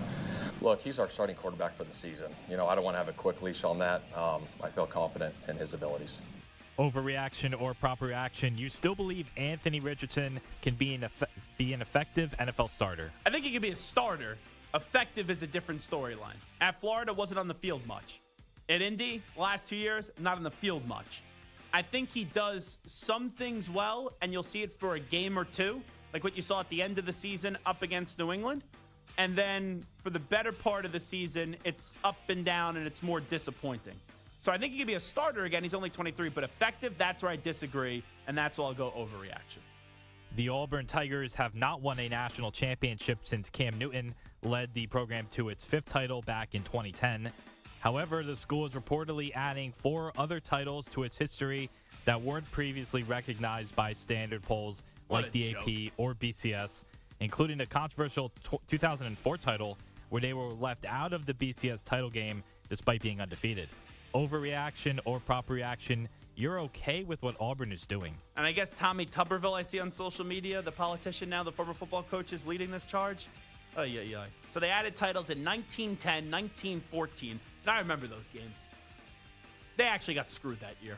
1958 and 2004. You know what? I guess UCF claiming a national championship isn't that crazy now. They were ahead of the curve. What a joke. You're okay with what Auburn is doing? Absolutely not. Here's why I'm not okay with it. Auburn this year, I don't think they're going to be that good. Hugh Freeze has been really bad in his return to college football at Auburn. I know he's at Liberty before that, but his return to the SEC. So if you don't have a good season, this is just more ammunition for people to make Auburn a joke. And that's the number one reason why I'm not okay with this, is because Auburn hasn't been successful as of late, and you're giving us a reason to drag your name through the mud, and you're basically antagonizing us and poking the bear to give us something to make fun about with you when you have another unsuccessful season. So I am not okay with this. I think it's a joke. And why the heck you feel you're compelled to go back to 1910, 1914, and 1958? All right, 2004, at least I can understand. But 1910, 1914, 1958, give me a break. This is a complete overreaction when you ask me if I'm okay with what Auburn's doing. I think it's a disgrace. The AP announced its preseason All-American team, led by... I'm claiming I'm making $1 million a year. I'm claiming the company's going to pay me $1 million a year now. Let me know how that works. All right? Like, what a joke. Sorry, Steph. The preseason All-American first team led by Cade Klubnik at quarterback, running back Jeremiah Love, receivers Jeremiah Smith, Ryan Williams, and Jordan Tyson. The second team quarterback has raised some eyebrows, however, with LSU's Garrett Nussmeier leading the way. Overreaction or proper reaction, Nussmeier will not even be a top 5 quarterback in college football this year. There's so many guys that you go into this year that you're iffy on, and they're being sold off potential.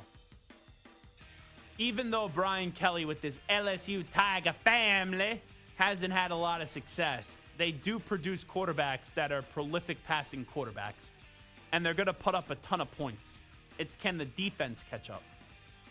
I don't love Nussmeier, but I think his stats will be good enough where you can make the case that he's a top 5 quarterback this year in college football. So Nussmeier will not even be a top 5 QB in college football this year. I'm going overreaction. I don't love it, but I'm getting backed into a corner here. I don't like getting backed into a corner. Where would you go if top 3? No. Top 4? 5. Top 5. Yeah. So like he's right. You asked me 5, not top 4, not top 3, not 2, not 1. Yeah, top 5. He's right in I that think 5 he's right range. on the cut line. Yeah. All right. Speaking of Cade Klubnik, the Clemson star quarterback is a front runner for the Heisman. You know what you just did right there, Santa? That was basically like you're trying to feed a baby vegetables. And they don't want vegetables. They want cookies. And you get them to eat like a piece of broccoli, and you go, all right, let's try asparagus. All right, let's try some zucchini. Let's try some Brussels sprouts. Like, you got one in there. Don't get greedy here. Listen, your camera's really bright today, by the way. Well, that's because I glow. I glow. Listen, You look like a ghost there today. At the end of the day, you said top 5. I needed to know, is he 5 or is he 2? So, Yeah, 5. A little bit of clarity. 5. All righty, Stu. All right, Cade Klubnik, the Clemson star quarterback, is the front runner for Heisman, as well as potentially being the number 1 overall pick in the draft. However, after a lackluster first season as the starter, many called for the team to move on from Klubnik. You know, a year ago, everybody told me I sucked. And I showed up here, and everybody told me I wasn't very good. And now everybody's saying, you know, something else. And for me, I just don't put my faith in football. And, you know, I'm a guy that just loves the grind, and I'm just trying to become my best self. He credits Dabo Swinney for saying, quote, "I believe in you," end quote. And adding, quote, "He could have gone and done what a lot of other coaches would do and find a transfer quarterback, but didn't," end of quote. Overreaction or proper reaction? While Dabo has been criticized for not embracing the portal, he's actually building his program in a better way by having guys stay around and work through troubles. Has he won a national championship doing this way? He has not. Could he win one this year? Absolutely. And he has embraced the portal more than he ever has before. It's still not in great frequency, but at least he's entertaining the portal. So while he has been criticized for not embracing the portal, he's actually building his program in a better way by having guys stay around and work through troubles. I'm going to go overreaction here. It's just what the new landscape is, and he's been stubborn about it. All right, last one. As teams start paying more and more for players, they need to find new ways to raise revenue for their programs. Now, Oklahoma has an interesting new idea and will charge fans to attend post-game press conferences. Lucky fans will pay nearly $700 for two people to sit in after the game against Michigan and $600 for the SEC home opener. Do you get to ask a Auburn. question? Hey, it's Jack. Jack from Oklahoma for fan section 303. Hey, Sharon Moore. Did you destroy the evidence? Why'd you destroy the evidence? Like, what do we do? Are they going to be able to? Do they at least meet anyone? Do you have any idea what the details here? Do they get to meet someone, or is it just, you get to sit down, see the media, walk in after they ate about 14 cookies in the press box, and ask questions to Brent Venables? First of all, those press box cookies are pretty awesome. Yeah, but you don't even get the press box cookies if you're the guy paying the money. You just sit in the media room downstairs. As far as when I can read, it's just to sit in and be a part of it. You don't get a photo of Brent Venables? Now, it says specifically here in the advertisement, get exclusive post-game media access for you and one guest to see where real-time reactions unfold. Hear OU coaches and players address reporters after the final whistle. Watch the story take shape through questions, insights, and the atmosphere that sets headlines. So at no point does it say anything about, like, you can ask a question or be a part of it. It says a lot of things about, like, hear this and watch this and be a part of that. But it doesn't seem like they're asking questions or being an actual part of the presser. Hey, it's Will from fan section 304. John Mateer, with that Venmo account, was it really just an inside joke? Or are you gambling on the games? Like, to me, why would you spend $700? Unless if you're just swinging your big you-know-what around and you want to show how much money you have. To just sit and watch a press conference, stupid. Stupid. You can watch a press conference online. If you get to meet, let's say, John Mateer, Gambling John. If you get to meet Brent Venables. John. Like, at least that's worth it. But just to pay $700 to see the media ask questions? No way. See, I don't like this idea. I wonder, though, if we're jaded, because we've been to so many press conferences, it's not that cool anymore. I understand someone be like, ooh, this is cool. But $700 to just sit there and watch a press conference, I gotta get a selfie with Mateer. I gotta get a selfie with Brent Venables. At least a picture. Then you actually maybe make it worth your while. Then your kid maybe gets an autograph or something, and it's cool. Just, you get to bring little Johnny to watch Brent Venables speak to the media. Who gives a rat's ass? So you like this idea and think more teams should institute it. If it makes money, I guess it's good, but I'm going more overreaction here. Take a time out. This is the Zach Gelb Show on the Infinity Sports Network. We'll skip around the room next. The biggest first-round draft bust of the last 5 years in honor of Anthony Richardson when we come on back. You're in a 5-minute break.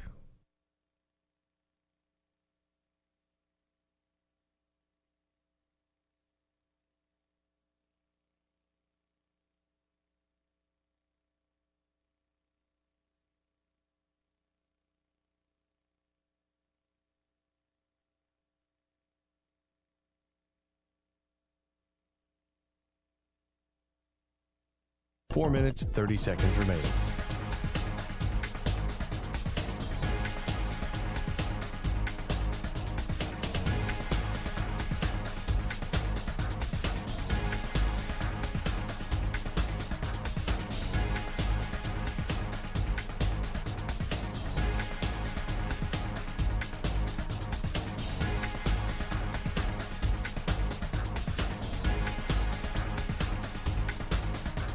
4 minutes remaining.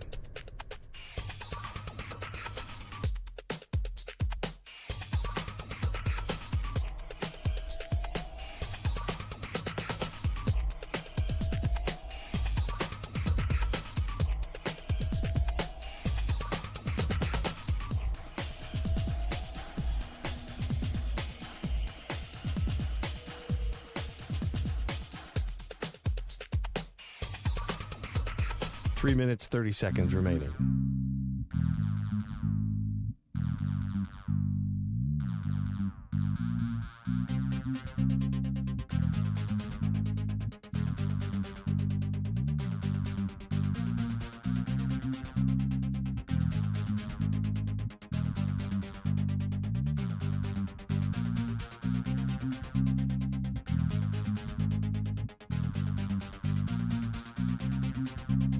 Three minutes remaining.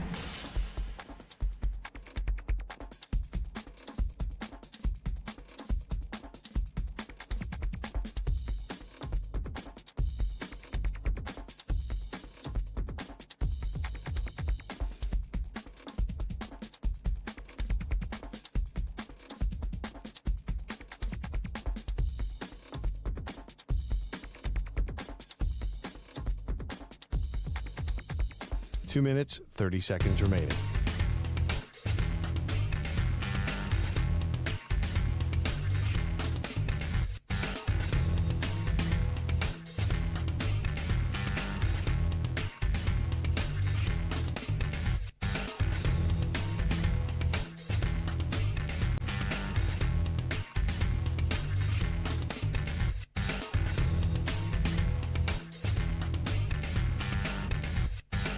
Two minutes remaining.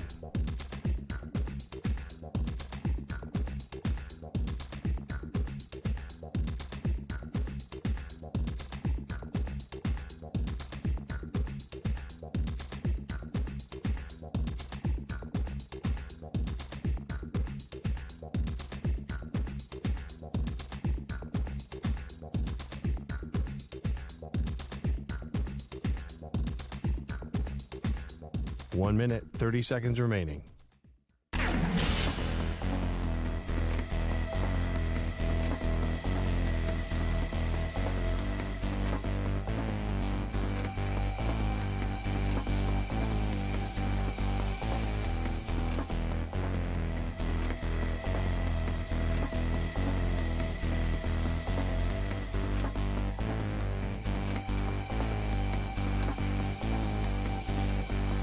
One minute remaining.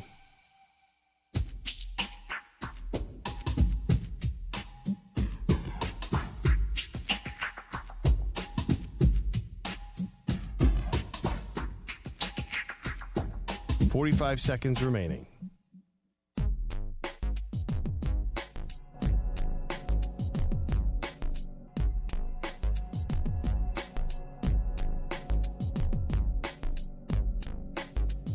.30 seconds remaining.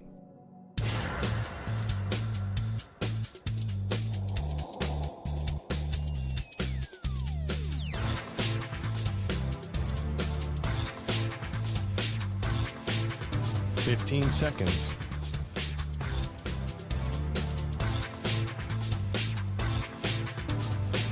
Break ends in 5 seconds.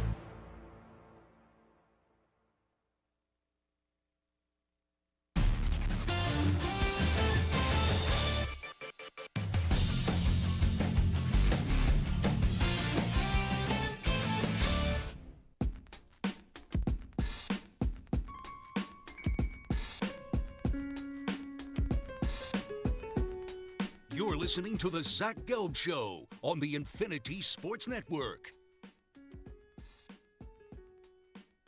All right, it is Zach Gelb Show right here on the Infinity Sports Network. So Anthony Richardson will not be starting the season for the Indianapolis Colts. Daniel Jones is going to be QB1. And I do think there will be, at some point this year, an opportunity, even though Shane Steichen denied that to be the case. But Daniel Jones is too inconsistent. Daniel Jones is too injury prone for me to expect and anticipate that Daniel Jones is actually going to hold that job for the entirety of the season, even though Shane Steichen isn't a big fan of Anthony Richardson, That's tough for me to believe. But the idea that Anthony Richardson is going to be the long-term starting quarterback again in Indianapolis, that's inconceivable to me. And I also wonder, with Jim Irsay passing away and, his kids taking things over, if maybe if let's say the Colts are 7-10, or if they just miss the playoffs, I wonder if that is actually it for Chris Ballard. And then if you're getting rid of Chris Ballard, I think then also you probably get rid of Shane Steichen, who's had an 8-win season, a 9-win season as head coach, and we'll see what he does this year. But I look at Anthony Richardson, I don't think it's too early to call him a bust. I know he got hurt in year 1. He was in and out of the lineup again in year 2 because he took himself out of the lineup and tapped himself out of that game. But if you bring in a new regime, is that new regime going to be thinking he's their guy? Probably not. And this regime doesn't think he's their guy. So I think we could label the Anthony Richardson experiment in Indianapolis with the B word, and that's bust. 4th overall pick. You're now going into year 3. Right now, gun to my head, you're probably not picking up the 5th-year option, and he's probably not your long-term starting quarterback if he can't even get on the field in year 1. So with that all being said, let's skip around the room right here. Who's the biggest first-round draft bust since 2020? So the last 5 years or so, who's the biggest first-round bust? I will start with Stu. Mine is Chase Young. Now, when Chase Young was in college at Ohio State and came into the league, we were all talking about him being this generational pass rusher, sure thing, kind of like how we talked about Clowney maybe a decade before. And look, he has 22 sacks in his career. He's kind of bounced around a bit. 3 teams now, Saints, 49ers, Commanders. Season high for sacks, 7.5. Again, he hasn't been like an awful NFL player, but considering what his expectations were, he's been awfully disappointing. So I think he, as the 2nd overall pick in 2020, for me, is the biggest bust of the last 5 years. Yeah, I forget who the offensive line coach was, but there was an offensive line coach who does a lot of media. And I remember Chase Young when he was a Heisman Trophy finalist, same year that Joe Burrow was a Heisman Trophy finalist, and he was in New York City, and that offensive line coach, he compared, to Chase Young to Lawrence Taylor. And I asked Chase Young, who I'll never forget, he had a toothpick in his mouth while he was doing his Heisman Trophy media availability that Friday before the Heisman Trophy announcement, and his jaw literally dropped when I told him, but he was blown away by the comparison. He was supposed to be so damn good, and it's just unfortunate because it was Paul Alexander, who was the offensive line coach, who said that. But it's so unfortunate because I think that knee injury really did derail that career, and he never fully recovered from that. But you're right, Stu. I was thinking that this would be quarterback across the board because that's what we usually think of with draft busts. But Chase Young, he hasn't been horrible.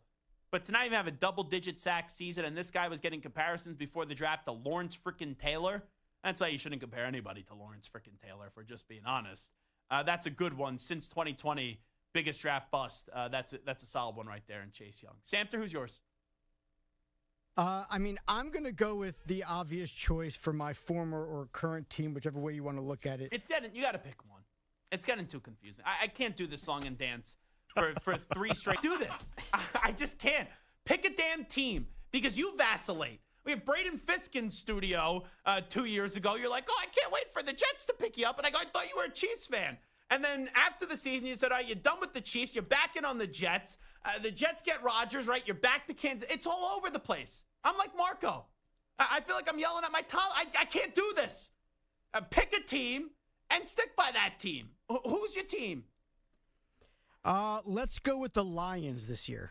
All right. Maybe we have a fandom reveal for Samter before the start of the season. But I can't do this again. You got to pick a team, and then I'm giving you a show cause. Whoever that team is, you got to support that team for at least 2 seasons. Because trying to figure out which team you're gonna speak into a microphone each and every day and support, it's so frustrating right now. That's where I reach my boiling point with Samter. Jets or Chiefs, which one is it? So don't give me the answer now, but go ahead and give your answer here on the Fugazi team that now all of a sudden you like to root for again. Well, so the original team that I may or may not go back to, the New York Jets, Going with Zach Wilson, number 2 overall. It's a bust for so many reasons. They had no wins going up. I think it was week 14 or week 15. And then they won 2 of their last 3 games. Yeah. The Jets were so bad, and they were so in line for Trevor Lawrence, who obviously could be a bust too. Sure, but at the very least, there was at least that surefire guy that they thought they could have, and they won these 2 of the last 3 games that they had. They get the number 2 pick. Everyone's talking about Justin Fields, and because of the COVID year, he looked a little bit rusty at times, and they ended up going with Zach Wilson, who did fine for BYU, who wasn't even in the Big 12 yet. It was such a nonsense pick. I knew it at the time that it was such a waste, and it ended up being a waste. He's terrible.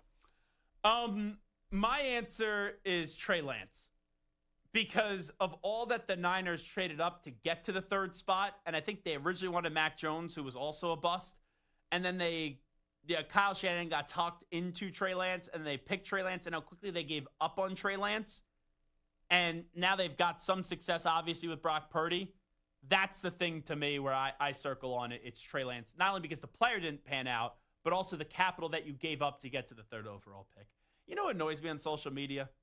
And I know Maggie and Perloff put him on all the time. Quincy Avery, the quarterback coach, his social media is obnoxious.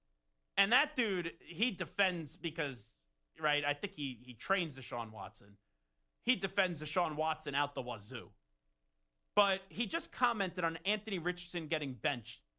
And he said, you guys keep trying to figure out why Anthony Richardson isn't the starter by watching tape. But that's not where the answer is. That's not where you'll find it. Now, even though I don't like this guy, I don't know how to interpret this. Because if I watch the tape, and I know there's not much tape on Anthony Richardson, there's not enough good tape. But when you say that's not where the answer is, that's not where you'll find it, is he going? I don't know if he works with Anthony Richardson or not. Is he going after Anthony Richardson there? Is he going after the Colts organization there? I don't know. So, Mark, are usually good in deciphering this stuff. Quincy Avery quote tweets Adam Schefter's tweet. A QB decision in Indy. Colts named Daniel Jones as their starting quarterback for the September 7th regular season opener versus the Miami Dolphins, per Stephen Holder and me. Quincy Avery writes, you guys keep trying to figure out why Anthony Richardson isn't the starter by watching tape, but that's not where the answer is. That's not where you'll find it. Now, I don't know if he works with Anthony Richardson. If he does, then it's clearly after the Colts. But I read that the second time, and I feel like he's saying there's, it's more on Anthony Richardson and maybe a work ethic or something like that. And not being a pro. Because that's been a big problem, and that's been all the scuttlebutt that's coming out of Indianapolis the last couple of years. They don't like the fact of, you could kind of read between the lines. How many times is Shane Steichen talking about getting him in and out of the huddle, being a pro, leading them?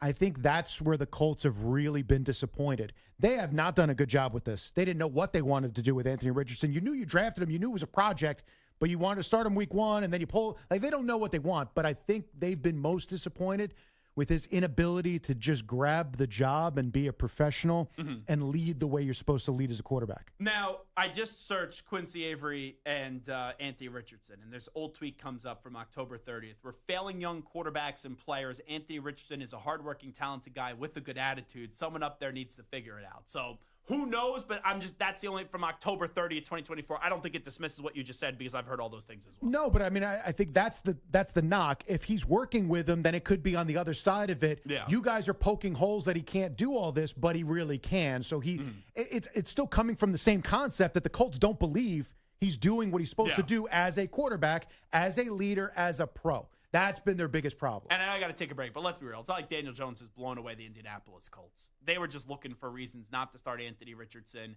and Jones gave him enough of those reasons because Shane Steichen and Chris Ballard, I don't think they're wrong, and definitely Steichen, they don't think the guy's any good. Yes, but also keep in mind, too, Daniel Jones is the biggest enigma, if you will. If you watch him practice, he's great.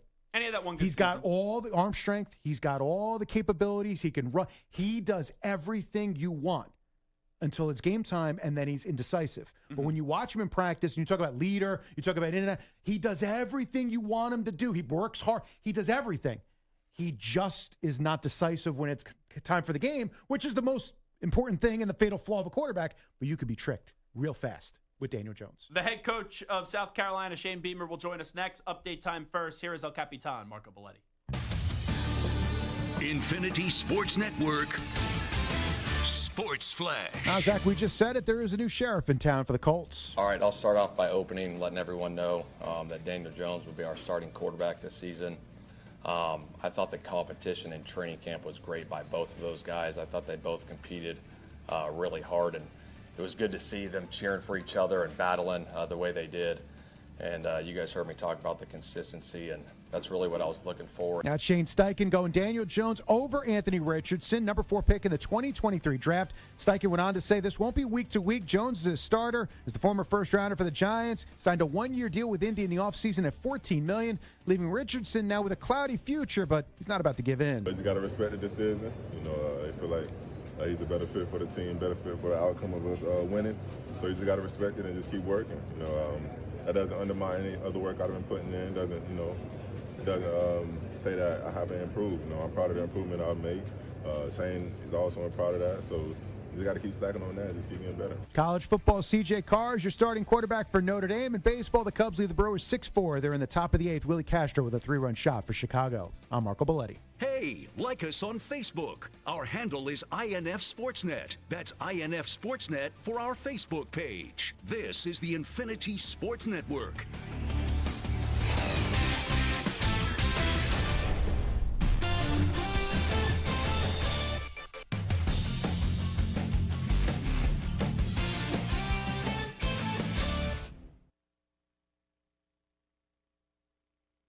You're in a 5-minute break.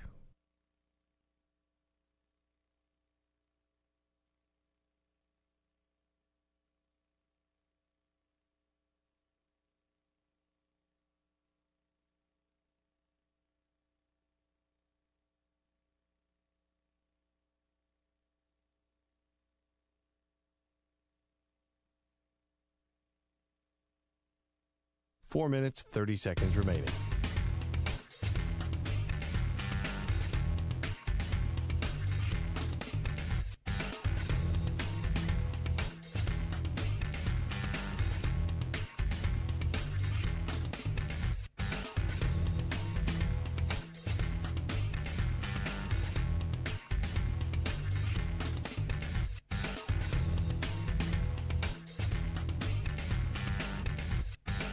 Four minutes remaining.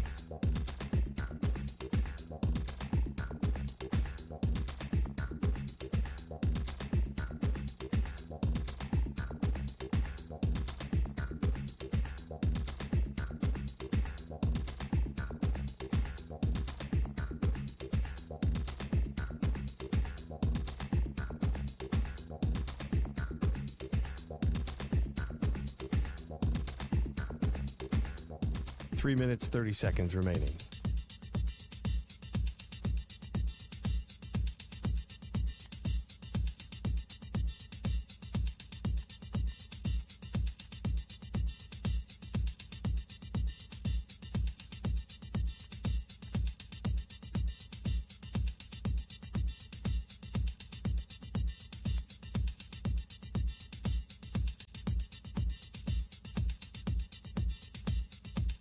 Three minutes remaining.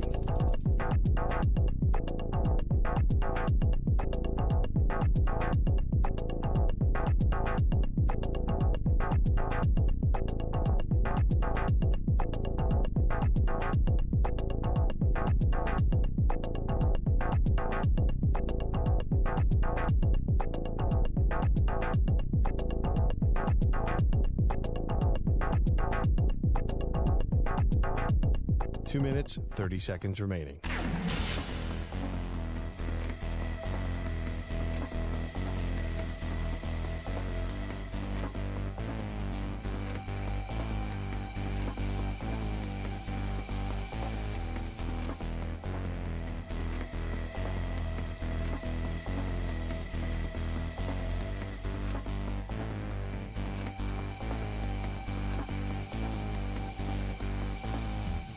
Two minutes remaining.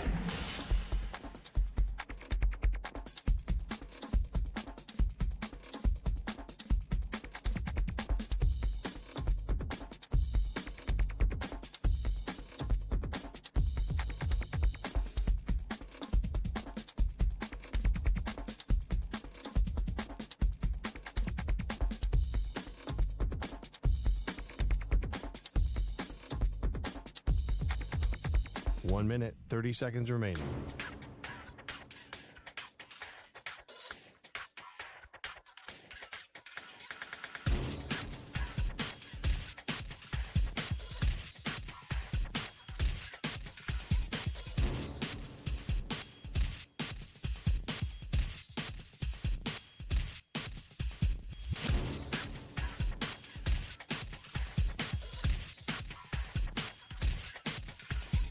One minute remaining.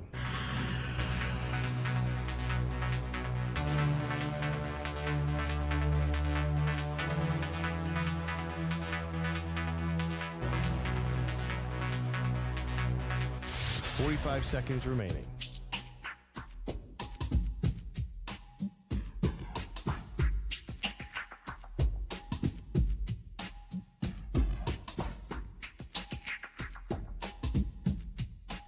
Seconds remaining.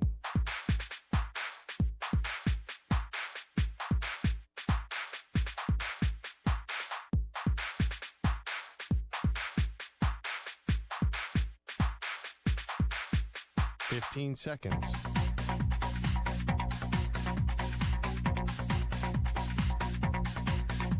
Break ends in 5 seconds.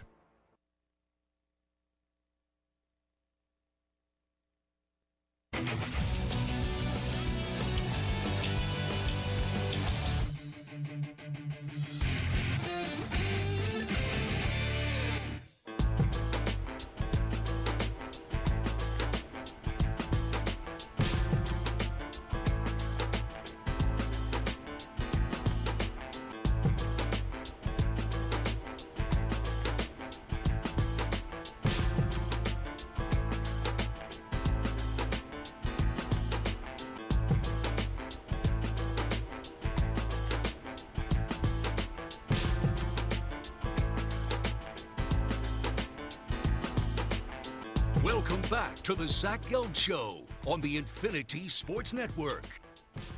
All right, it is the Zach Gelb Show right here on the Infinity Sports Network. We'll be joined by Shane Beamer coming up momentarily, the head football coach at South Carolina. They're going to kick off their season actually in Atlanta, Georgia, in 12 days from now, where they'll be going up against Virginia Tech. So we're looking forward to that conversation. We should have Coach coming up momentarily. I think we're having a connection issue with the telephone lines here at our 345 Hudson Street studios. It's not Coach, I think it's us. So we should get Coach Shane Beamer up momentarily to preview South Carolina season, where South Carolina, they had 3 losses early in the season. You know, they had that tough one that they probably should have won up against LSU. They almost came back up against Alabama. You know, they got blown out by Ole Miss, and then after that, they were lights out.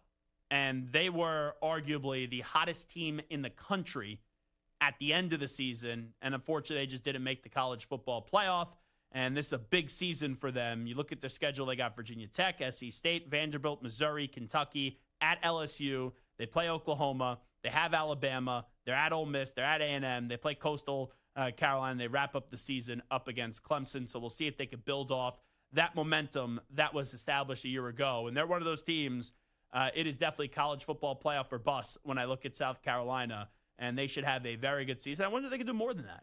I do.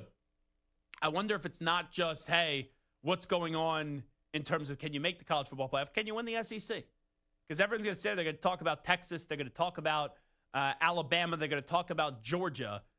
You know, can South Carolina only make the college football playoff, but do it this year by winning the SEC? And Shane Beamer is a really good coach, and he's been there now for a while, and you got the quarterback, and if you got the quarterback, that is half the battle. I know they lost some on the defensive side, but they have a second-year player in Dylan Stewart who had an incredible season. He was an AP All-American, so we'll see where that's going to be going from here on out. But this is definitely something when I look at South Carolina, they are a team this year that if they don't make the college football playoff, I would definitely be disappointed with them. I think we are efforting Coach Shane Beamer. So if you want to do that, Stu, we could right now hit the college football fix intro and we'll get to it. We miss college football. Genty, his first touch. And typical Ashton Genty. Look at him go! You can't bring him down! Is he? Yes, he will! can't wait for the 2025 season. Will Howard with 3rd and 11. He'll throw it. He's going for it. Jeremiah Smith, one-on-one. Game, set, match. Whenever you needed it, you got it. Will Howard to Jeremiah Smith. Biggest play of the game. And we're counting down the days to kickoff. Are we there yet? No. Are we there yet? I said no. Are we there yet? What's wrong with your ear? Here is your college football fix, only on the Zach Gelb Show. 12 days from now, South Carolina kicks off its highly anticipated season. Aflac kickoff. Game will be in Atlanta, Georgia, in the Mercedes-Benz Stadium. And that will be at 3 p.m. Eastern on ESPN. It's Virginia Tech up against South Carolina, now joining us as he does all throughout the college football season multiple times. Shane Beamer here with us. Coach, always appreciate the time. Thanks so much for it. And how are you? Definitely. Always appreciate you having me on, and I'm doing well. Classes started today in Columbia, so feels like college, and we know football is near. You guys were arguably the hottest team in the country down the stretch last year, so you guys got that taste of success, and it was a really good second half of the season for you guys. Where's the focus of this group, as now no one's sleeping on South Carolina and people have sky-high expectations for your group this year? Yeah, really good. Our guys, when they came back in January, were very motivated to take things even farther as a team in 25. No one was patting themselves on the back about what we got done in 24. It was an edge about ourselves, disappointment in not getting to our ultimate goal last season. And our guys have been very, intentional about working to be even better in 25, but while also knowing all the hard work that goes into it and how hard winning is. So I've been proud of them. We're still very young in a lot of spots and got a lot of new faces in our program that weren't even here last season. But the work ethic I couldn't be more pleased with.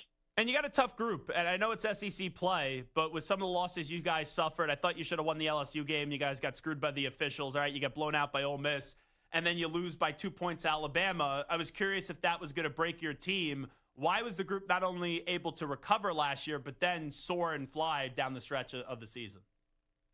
I'd say it starts with the culture in our program and the people in our program and what we're about day in, day out.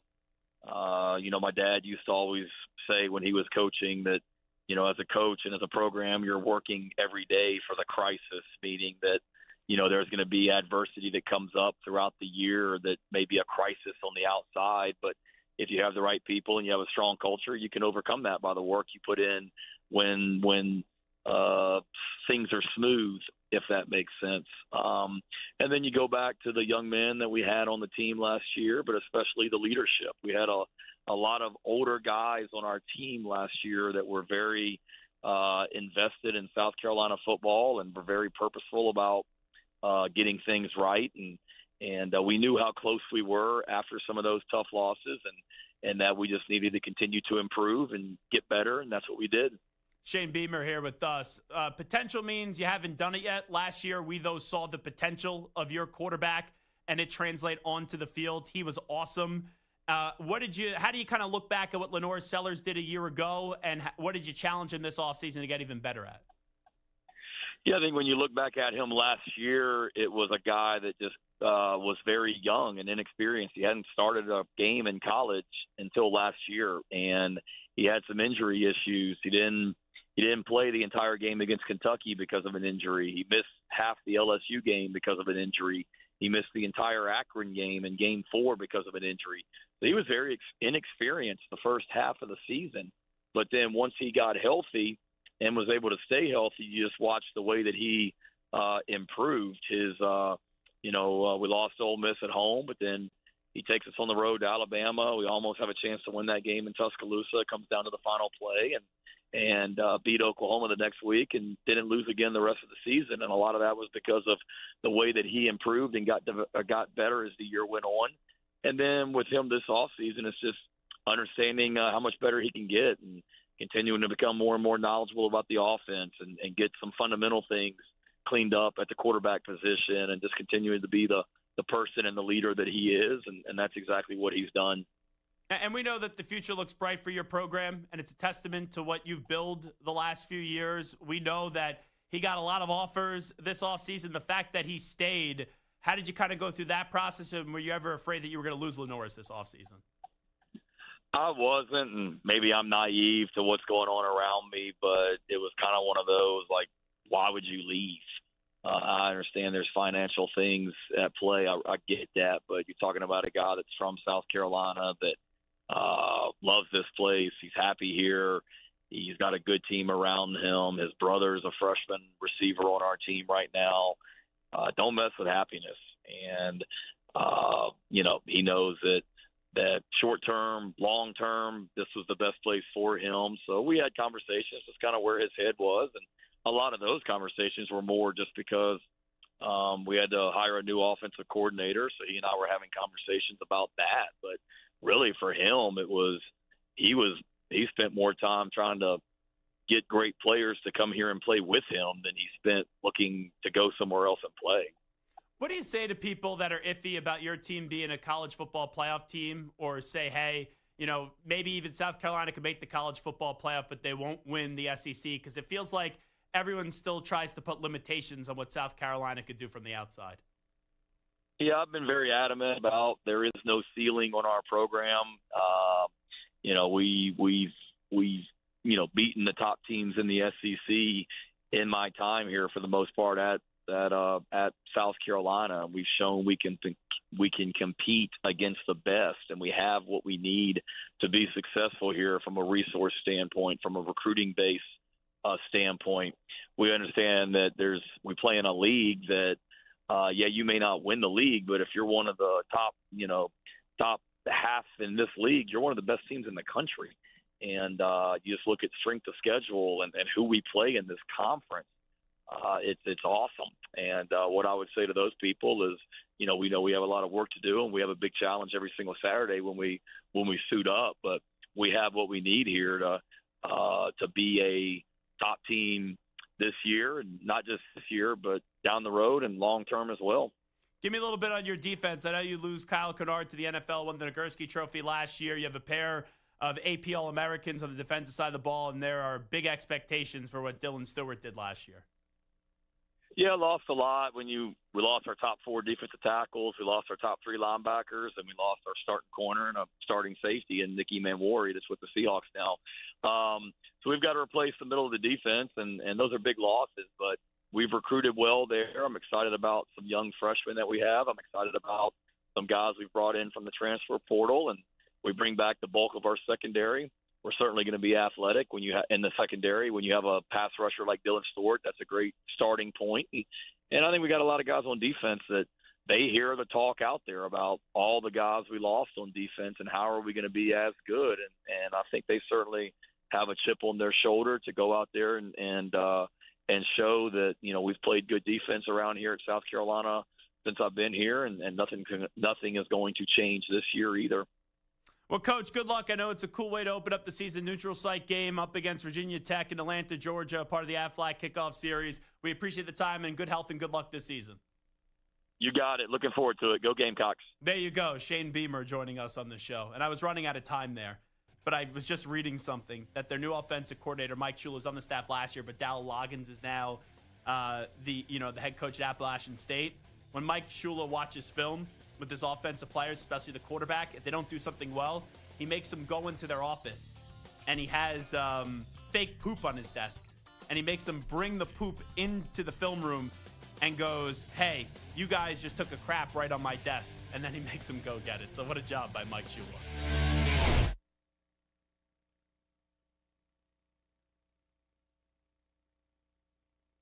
You're in a 5-minute break.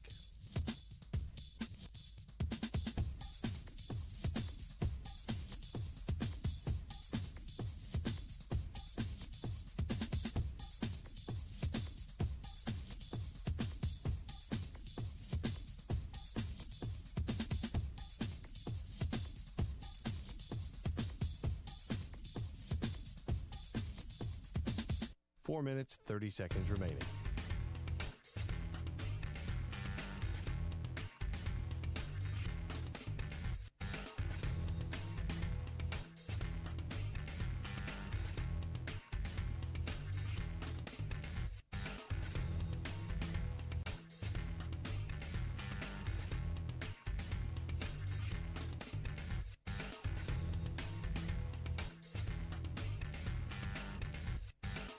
4 minutes remaining.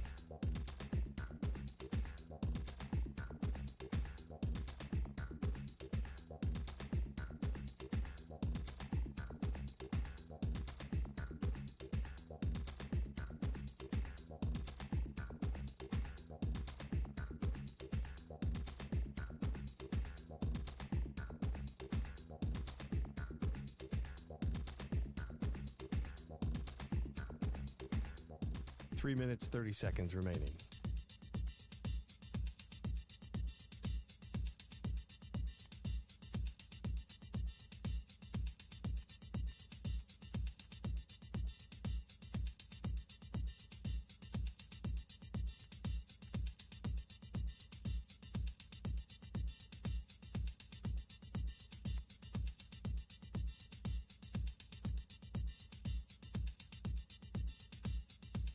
Three minutes remaining.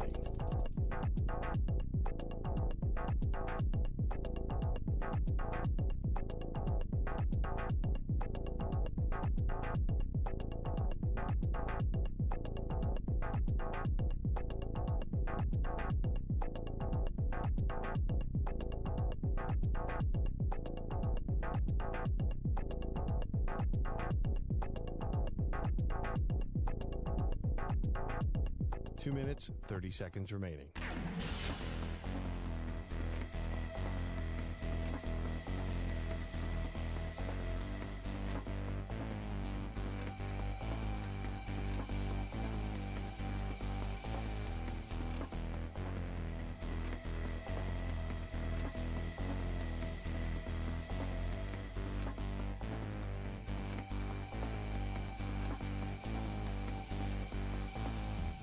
Two minutes remaining.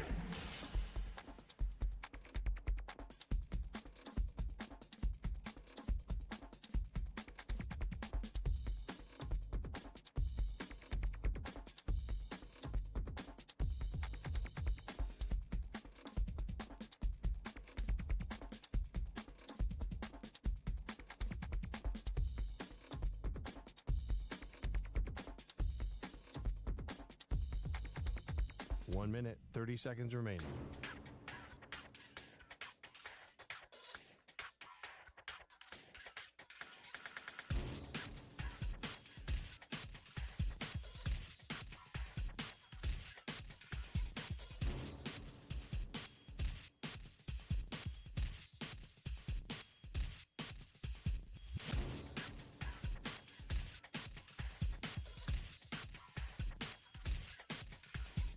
One minute remaining.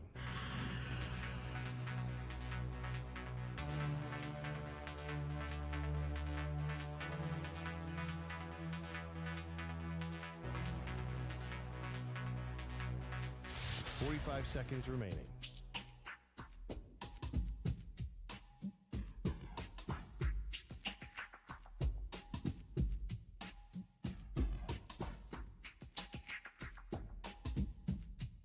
Thirty seconds remaining.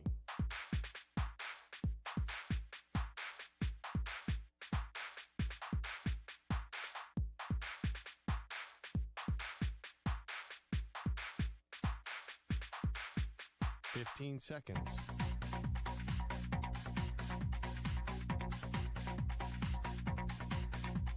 Break ends in 5 seconds.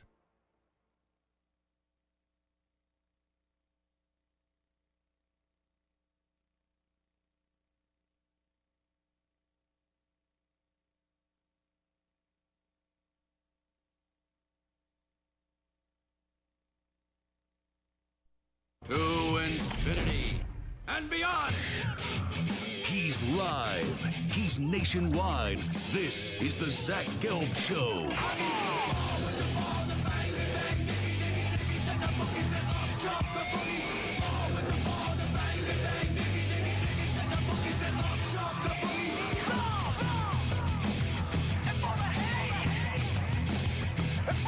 Here's your host, Zach Gelb. We continue. This is Zach Gelb Show, coast to coast on the Infinity Sports Network. Let's go out to the guest line right now and welcome in a man that won a Super Bowl with the Indianapolis Colts. He is in the Pro Football Hall of Fame, and he's going back to school as he's now the Director of Player Development for his alma mater in Syracuse, and that, of course, is Dwight Freeney. Dwight, always great to have you on. How you been? Oh, I've been good, man. How you been? Well, I've been fantastic. Congratulations on this new role. I was telling you, I know Fran Brown and Elijah Robinson many years ago, back when they were on the same staff under Matt Rule at Temple. So very excited to see what they've done in the last year at Syracuse. But how'd you kind of get back involved in your alma mater? And why was this something, Director of Player Development, that you said, okay, that's something that I'm interested in participating in?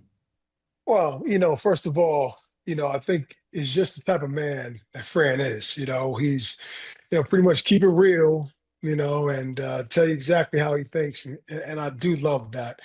Sometimes you get around coaches and you have a certain saying, right? It's called coach talk. They just say stuff that, it's halfway true, halfway not, sugarcoat. That's not Fran. That's not Fran. That's not Fran. He tells you exactly how he feels. And I absolutely love it. The kids respond to it. And, I think it was a good time for me. Right now, I'm not doing much other than taking care of my family and hitting this golf ball. And I don't understand why I can't hit it straight. So I said, you know what? I have a little bit more time in my hands. So let me go out and try to figure out how that can help the university. I guess you could only fish and golf with Michael Jordan so much, right? Your close personal friend.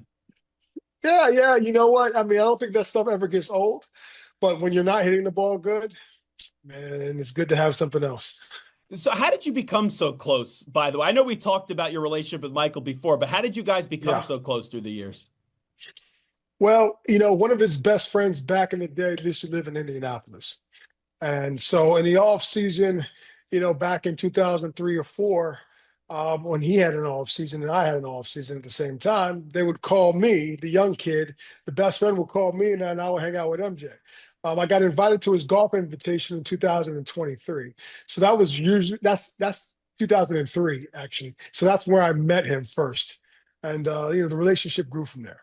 Awesome stuff. The Pro Football Hall of Famer Dwight Freeney here with us. I saw that Syracuse named Steve Angeli their starting quarterback the other day. You guys have a really fun opening game up against Tennessee. They're going to start Joey Aguilar. I know a lot of us are familiar a little bit with Angeli from his time at Notre Dame a year ago. What can you tell us so far about how your quarterback is kind of fitted into Syracuse? So a year ago, hey, Kyle McCord walked in from Ohio State and had a pretty successful season for the Orange. Well, I think, what Fran likes to do is get the quarterback comfortable, kind of doing the things that he's comfortable with doing. And as I kind of visit practice and work with some of the guys, that's what I saw, trying to get him comfortable doing the things that he loves to do. And, we have a great offensive line. We have a great running game. So I think there's a lot of complementary things around him as well. So it's not going to be all on his shoulders and gunsling in every single play. No, we have a very balanced offense. So I think Fran, he has done a really good job of kind of understanding what players need. He was a player himself, and I think he'll be good. It's interesting, and this, football is a copycat league. Like in the NFL, each and every year in the draft, the question is, who could be the next Patrick Mahomes? And now in college football, the question becomes who could be the next Travis Hunter? And I've seen some comparisons with the youngster that you guys have on your roster in Demetrius Samuel Jr. and his two-way ability. How do you kind of envision his role this year as he gets ready to debut at Syracuse? Well, I think it's going to be a growing process, and it's going to, we're not going to just throw him out there in the deep end and go ahead and play two ways like you did in high school. It's kind of one of those things where you're going to have to adjust, and you're going to have to make sure that you have one side of the ball steady and solidified, and before you start jumping around as receiver and when you have to, focus on being a defensive back. Yeah, and you look at what Coach Prime did last year. And in the last few years, it's an anomaly, right? Travis Hunter, to me, is one of one, just like how Patrick Mahomes is one of one. But there's a lot of people, like when I was at the Super Bowl this year, I had two teammates on the same time, Bobby Okereke and Kayvon Thibodeau, and they were both sitting there, and they had two different answers. One was like, hey, I think Travis Hunter could play both ways in the NFL. The other was like, I don't think the wear and tear in the NFL, he could really hold up. What are your thoughts when you kind of hear of the Jaguars' approach that they're going to play him both ways, and he's going to be getting more snaps than any player probably in the league this year. Well, look, the one thing that's guaranteed in the NFL is that everybody's going to get hurt. And everyone gets hurt. I don't care if you're the long snapper. You're going to get hurt. Now, you may not get injured. So the more you put your body in the fire, let's call it, and go out there and you torque your body and you get banged around. This isn't college. Everyone's not your age. There's guys been playing football for 10 years, played 2-3 college seasons, and you're going to be taking a pounding. So I think, is it possible? Yeah. I mean, I think he has the ability to do it. Now, are we talking longevity? How long will he do it? I don't think he's going to do that his entire career. I think, maybe he'll start, the first couple years and he'll probably play a little bit of both. But, I just think your body's going to wear down and you're going to get hurt and you're going to be battling injuries. So, I think you're going to have to focus on one thing, and what that is, I don't know. Pro Football Hall of Famer Dwight Freeney here with us. Your Colts today, they made a big decision. They named Daniel Jones the starting quarterback. How do you react to that, Dwight Freeney? Well, I think Daniel has a lot of experience. Okay, he has a lot of experience at the quarterback position. And the thing with Indianapolis is just trying to find ways to take care of the ball. Take care of the ball, and the ball is the most important thing. And I think having Daniel as the starting quarterback, I think they're going to be able to do that a little bit better than Anthony. Now, Anthony, obviously, he has to grow. He has to learn. He's still a kid when you're talking about from a quarterback perspective. He didn't play that many college games as a quarterback. So he's still learning this game. Unfortunately, he gets hurt a lot because of the way that he plays the game. He plays it all out. And sometimes he probably needs to slide more than not. And sometimes, you get a little unlucky. But I don't disagree necessarily with the decision. As long as Daniel just takes care of the ball and, the Colts will be fine. And I saw that Shane Steichen said that this isn't just like a slight decision. This is something that there's no short leash. They anticipate Daniel Jones being their starter for the entirety of the season. Now, this is Anthony Richardson's third season in the league. You're right. He didn't play a ton in college. He hasn't played a ton in the NFL. He's only 23. We've seen guys have these redemption stories like a Geno Smith, like a Sam Darnold in the last few years. Do you feel like he still has a future in the league, but maybe just that future for Anthony Richardson isn't in Indianapolis? Well, look, he's 23 years old. All right. There's guys coming out as a rookie is 23 years old. So understand is that there is a lot of time for him. As long as he keeps everything in perspective. All right. And understand that you can always get better. You can always learn. All right. And your time is coming. Now, when that time is, who knows? It could be this year. Daniel can go down with an injury. Sure. Daniel can start playing bad. Anything could happen. He just has to be ready to go when it's time. You talk about the future. I know you're focused on Syracuse, but at Texas, I'm sure you may have heard that your former teammate has a nephew, and we're all waiting to see what that looks like from start to finish. Just what do you think Arch Manning could eventually be, especially with that name and all the great quarterbacks he's had to learn from? I mean, I think sky's the limit. He has the ability, he has the genes, he has, Uncle Payne and Uncle Eli, that can tell him what to do and when not to do it, and play the game the way it's supposed to be played from the quarterback position.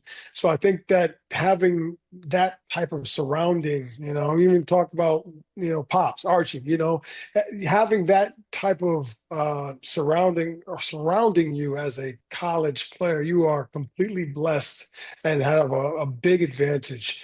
Now, what does that mean? I mean, that tells you that, he'll be more prepared than most. His fundamentals should be better than most. But you still have to go out there and execute. And you still have to go out there and play. And so, yeah, sky's the limit. But I would say that he still has to go out there and do his own thing and be him. And that just depends on the weapons that he has around him and how he really, engulfs himself into that system of wherever he is.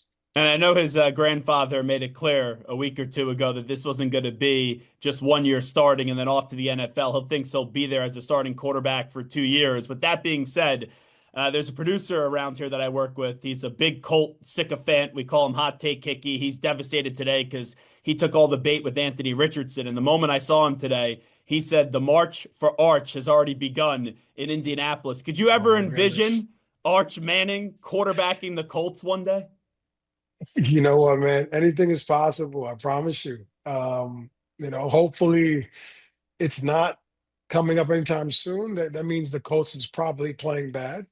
So let's keep everything on the positive side of the ledger. All right, let's think positively, guys, and hopefully that the Colts will do what they need to do and be a contender. And hey, if they're not and they're bad, they gotta be really bad, I think, to get a chance to get Arch. Well, we are on one of our affiliates. We have the ticket in Indianapolis, and a lot of people will always remember Jim Irsay, and he had such a close relationship with you when you were playing there for the Indianapolis Colts, and even afterwards. And back in May, Jim did pass away. Just how do you remember the former owner of the Indianapolis Colts? Yeah, I mean, Jim is just, the way there's no other owner like him. And I played for a bunch of other teams. That's taking nothing away from the other guys. But, Jim was one of those guys that, he would do anything for his players. And you felt that. And, it's obviously sad that he's not here with us today. I would always remember all the times, all the jokes, all the smiles. He's one of those guys, when you see him, you just got to laugh and you feel good because he's going to be on the positive side of things more times than not, and feeling good and making you feel good about being wherever you are. So he's going to be dearly missed. He was one of a kind. All his emotions were always on his sleeve. You always knew exactly how he felt. And he was one of us.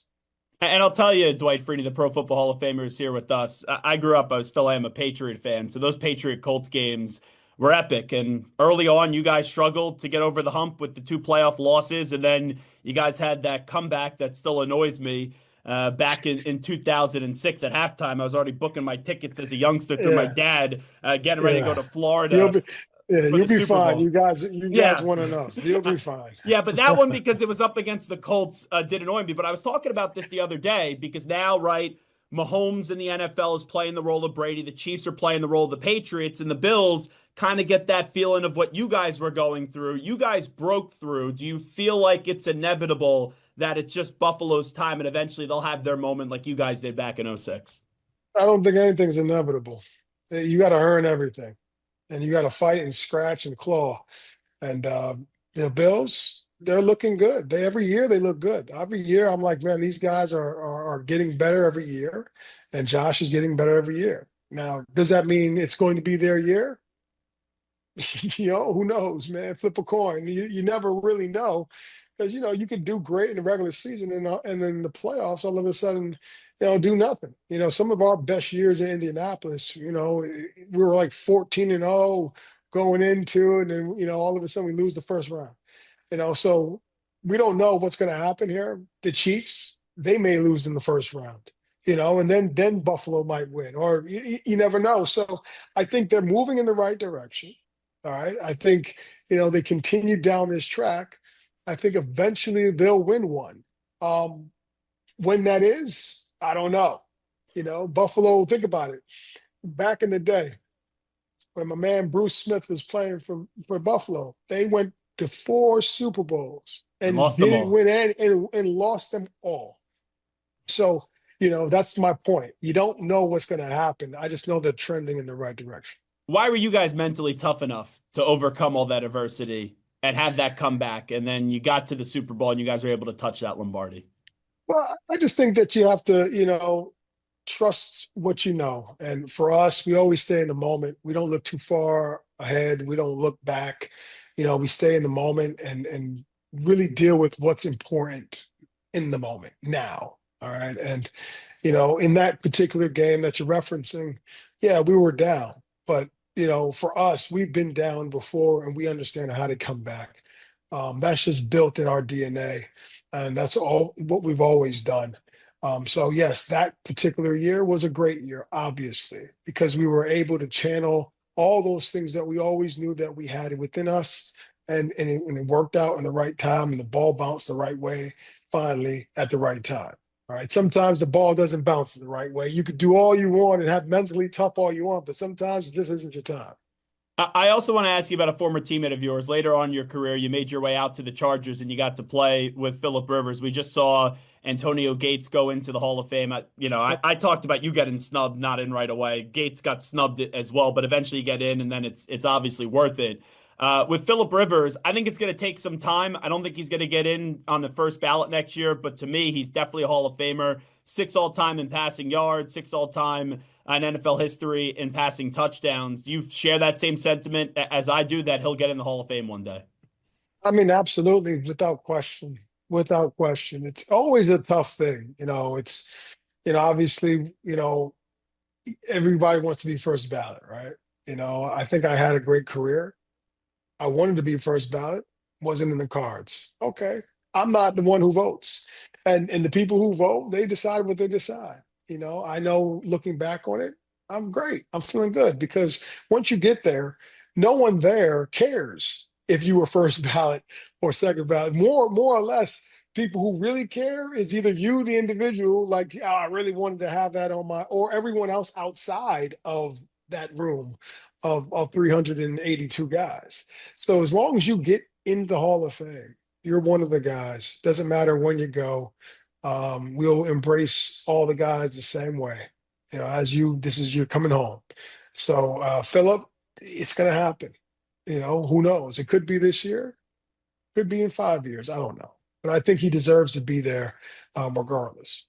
On the way out with the Pro Football Hall of Famer Dwight Freeney, you have a great player perspective, so you understand the business of this game. Right now, Micah Parsons is looking for a new contract. Jerry Jones thought they had a handshake agreement, and now Jerry Jones won't talk to the agent. He thought he could just get the deal done with the player. Trey Hendrickson is in Cincinnati. They don't want to give him guaranteed money past the first season. How about those two situations and just putting your player cap on for a second? Yeah, it's tough, man.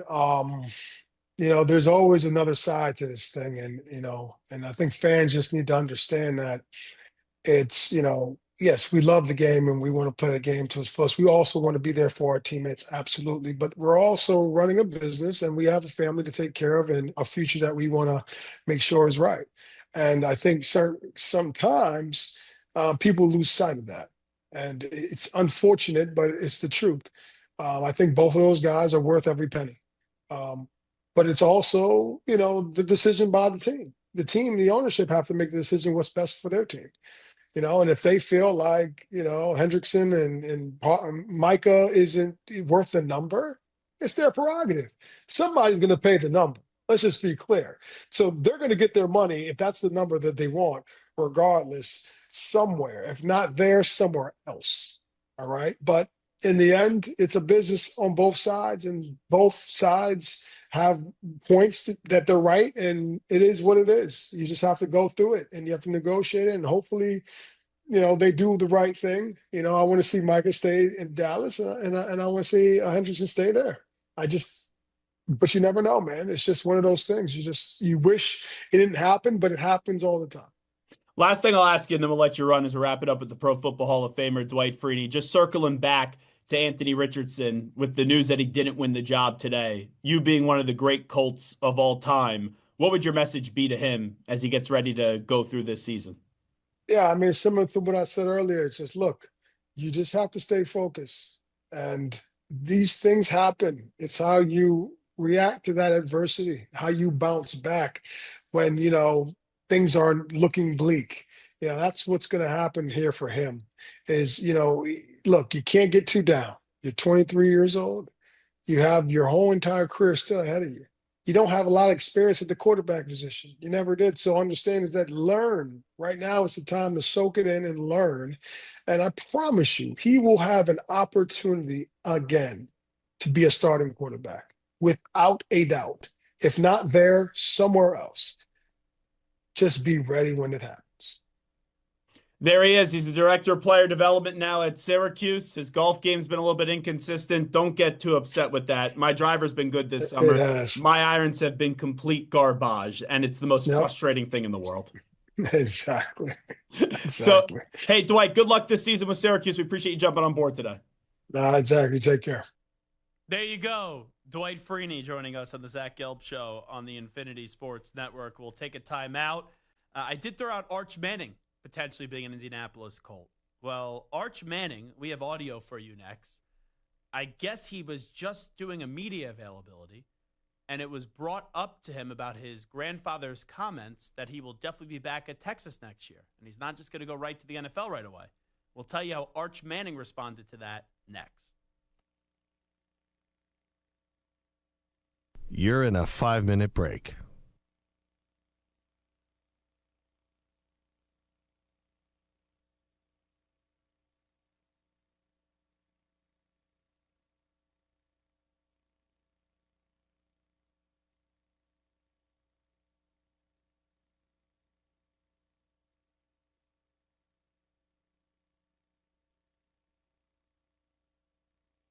Four minutes, 30 seconds remaining.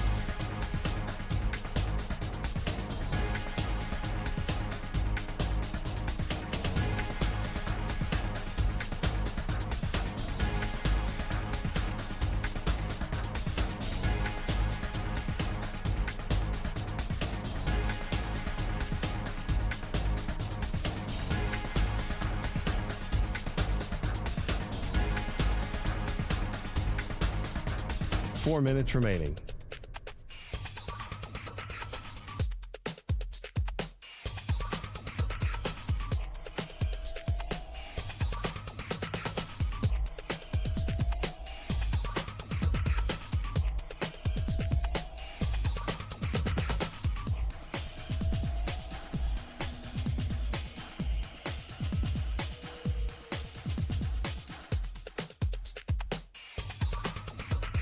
Three minutes, 30 seconds remaining.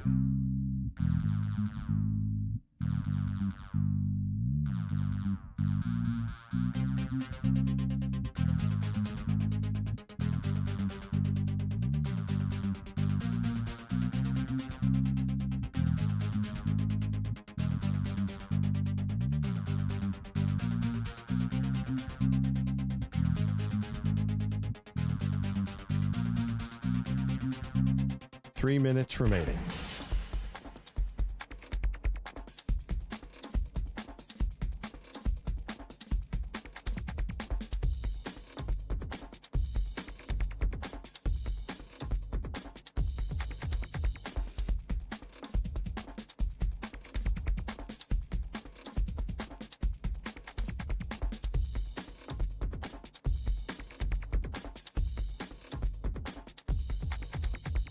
Two minutes, 30 seconds remaining.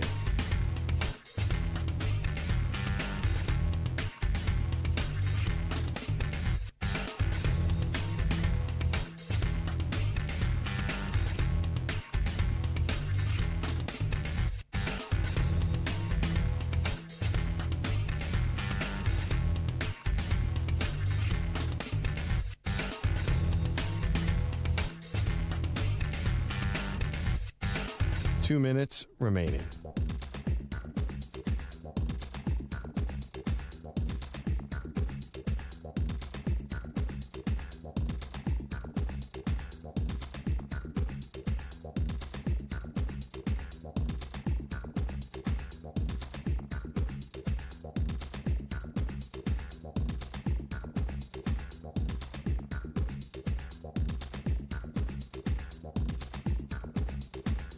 One minute, 30 seconds remaining.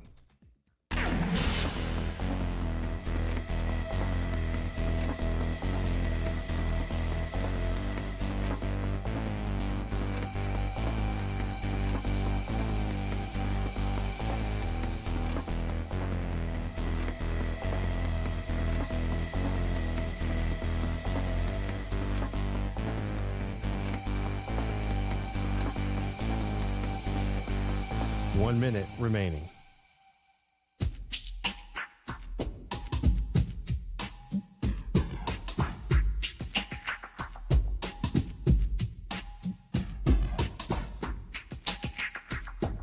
45 seconds remaining.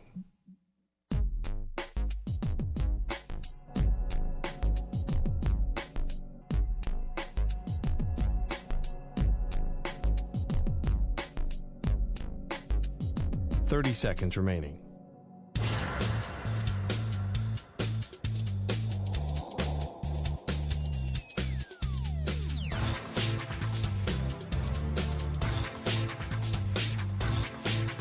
15 seconds.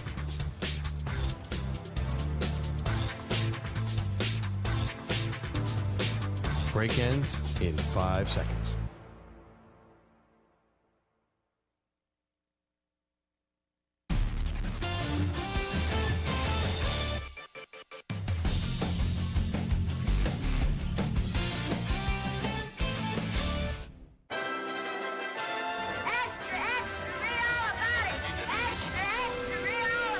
Time for your daily news brief. We get you caught up on the rumors, reports, and reconnaissance from the day in sports.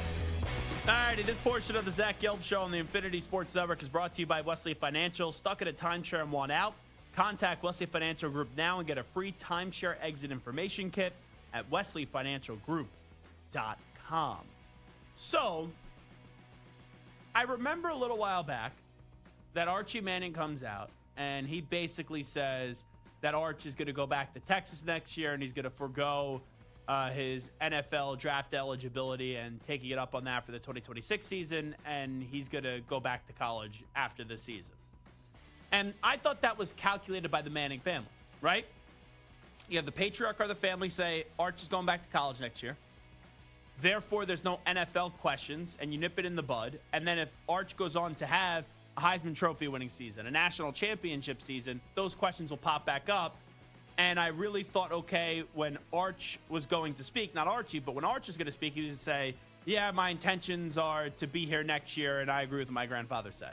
And then, boom, that goes away until Texas is great, and there's a thought maybe that Arch could go to the NFL draft.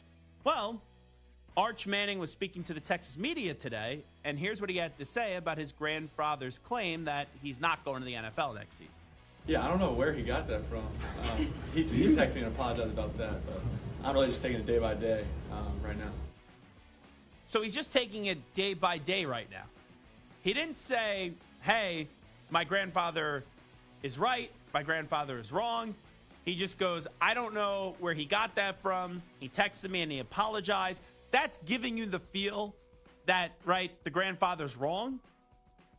But I'm just taking it day by day right now. So I guess there's no calculated formula here by the Manning family. And Archie saying that isn't set in stone. And now it's up in the... Like, this is the first time, I guess, in a while, right, in this offseason where I think, okay, maybe Arch Manning is 1 year as a starting quarterback and done at Texas. Now, is there a chance he comes back and starts next year for Texas once again? Yes. But I said this before. Right now, I lean that he's back at Texas next year.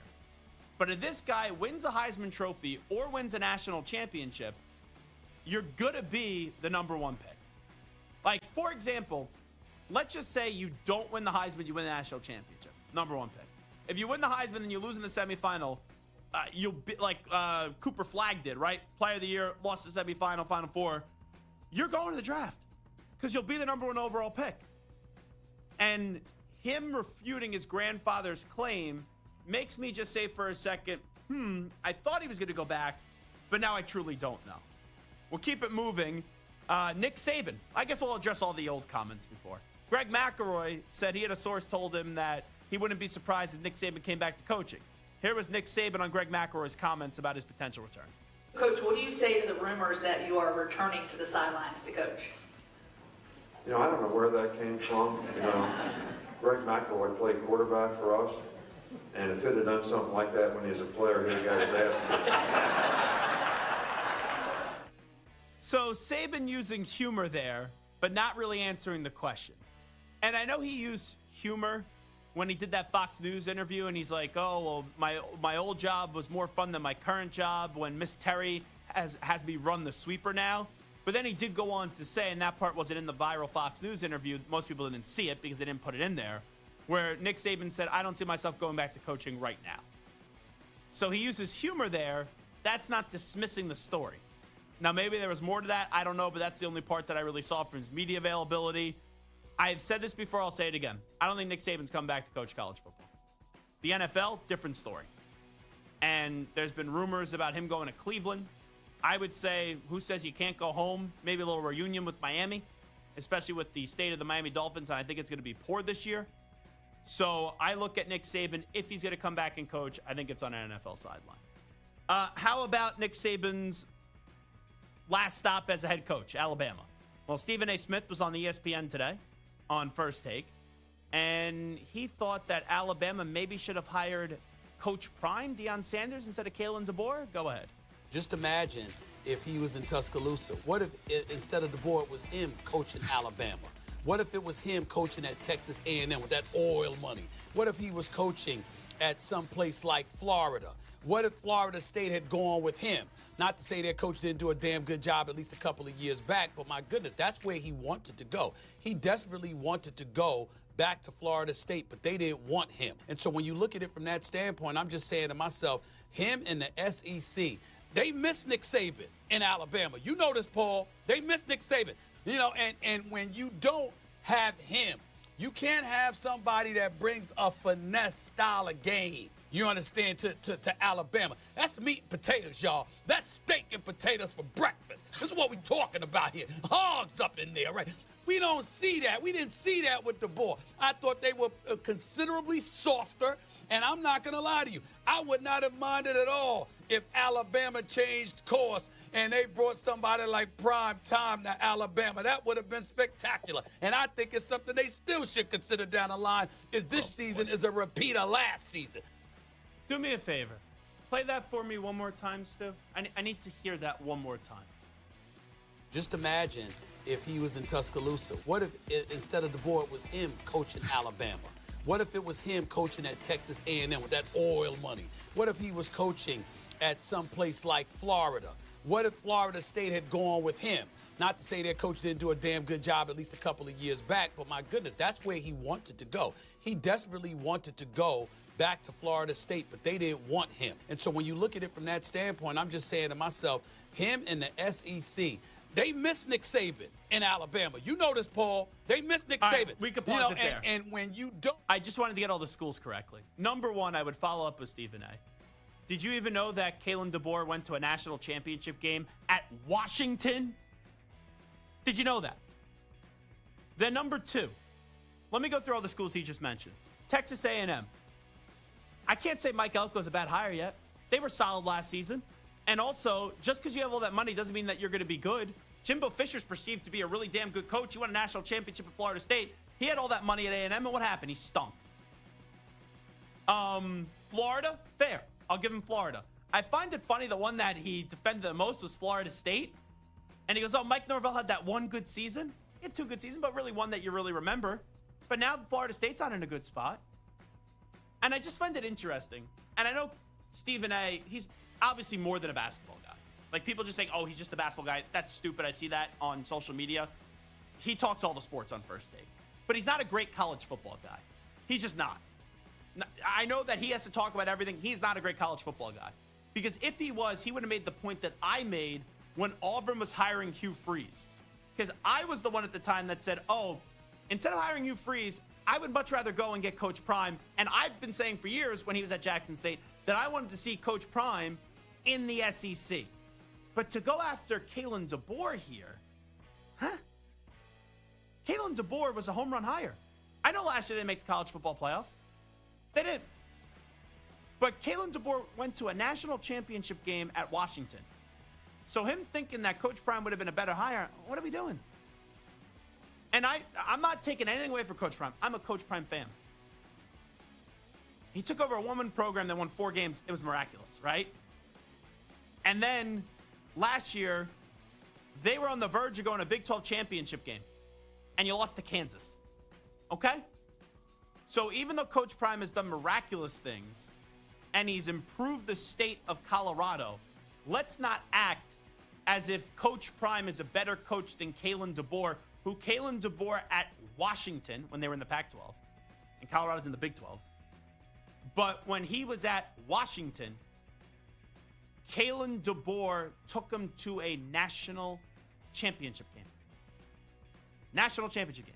Colorado used to be in the Pac-12, obviously. Pac-12, Big 12, all that stuff. But, like, come on. What are we doing here, folks? I just don't understand that one. Outside of the fact that Coach Prime is a friend of Stephen A. Smith, and Stephen A. Smith's going to be loyal to his friends. And Kalen DeBoer, if Stephen A. Smith wanted to talk to him, is maybe the most accessible coach in the country. He's the one. I don't even have to go through the SID to get Kalen DeBoer on. That's how accessible Kalen DeBoer is. Let's hear Shane Steichen talking about Daniel Jones starting for the season for the Colts. How long of a leash will Jones have? Look, he's our starting quarterback for the season. I don't want to have a quick leash on that. I feel confident in his abilities. Shane, why was it important for you to make that decision right now? Well, I think, we got 3 weeks for our first game, and I think it's fair to the team that they know who their starting quarterback's going to be, and they get those reps this week in practice and the following week and getting into game week. So there's just clarity at that position. And we'll hear from Anthony Richardson on Daniel Jones being named the Colts starter. You got to respect the decision. I feel like he's a better fit for the team, better fit for the outcome of us winning. So you just got to respect it and just keep working. That doesn't undermine any other work I've been putting in. Doesn't say that I haven't improved. I'm proud of the improvement I've made. Shane is also proud of that. So you just got to keep stacking on that. Just keep getting better. And one more from Anthony Richardson on was he surprised by the decision by the Colts? I guess you could say somewhat surprised, but at the end of the day, we all knew somebody was going to have to be on this end of the stick, and it was me. I feel like I did a decent job in improving, but there's still a lot more I can do. It's only about to be year 3. Shane already talked about me being 23 years old, so I still got more time. I still got more time to grow and be a great guy in this league. So I'm looking forward, and I'm thankful for every opportunity. And regardless of what Shane Steichen said, because of the inconsistency with Daniel Jones and also the fact that Daniel Jones is injury prone, I do think Anthony Richardson at some point this year is going to see the field in Indy. With that being said, though, I don't think they're ever going to view him as a franchise quarterback again because it goes two ways. One, Shane Steichen, if he stays as the coach, he doesn't think he's good enough to be the starting quarterback. Two, if the Colts aren't good this year and you have, Jim Irsay unfortunately no longer around, and now you have his kids running the show, maybe they're more inclined to get rid of Chris Ballard. Maybe they're more inclined to get rid of Shane Steichen, and then they'll look to go get whoever they bring in next to be their franchise quarterback. Finally, Justin Jefferson returned to practice yesterday after his hamstring injury. Here is Jettis. Yeah, it feels great, to get back into the normal routine of being with the guys, being, in the workouts, being in practice and walkthroughs. And it's definitely, I've been itching for it. So just glad that I'm, feeling great again and back to being with the guys. All righty, we'll take a timeout. That's a news brief for the day. This is Zach Gelb Show on the Infinity Sports Network. Is a Micah Parsons split inevitable with the Cowboys? One NFL insider thinks so.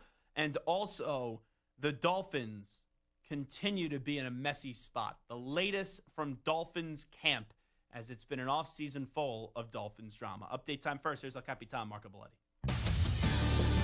Infinity Sports Network Sports Flash. All right, Zach, with the Colts turning the page from Anthony Richardson, head coach Shane Steichen announced Daniel Jones won the quarterback battle, and he explained what tilted things in his favor. Really the operation at the line of scrimmage, the checks, the protection, the ball placement, the completion percentage, I think all that played a factor in it.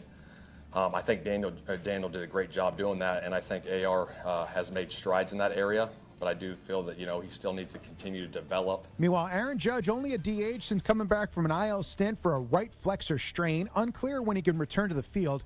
Manager Aaron Boone joined BT and Sal. Brandon Tierney, Sal Licata, WFAN in New York explained even when he is, don't think that this issue is completely behind him. Trying to get through where he can, let it go with ease and be able to protect himself, obviously.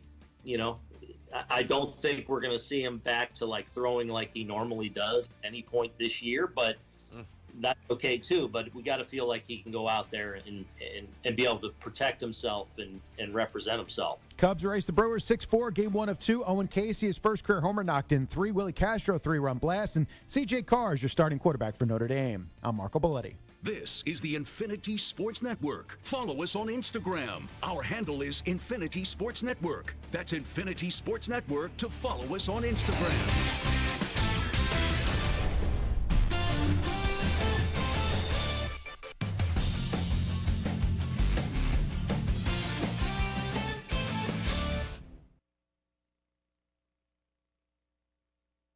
You're in a 5-minute break.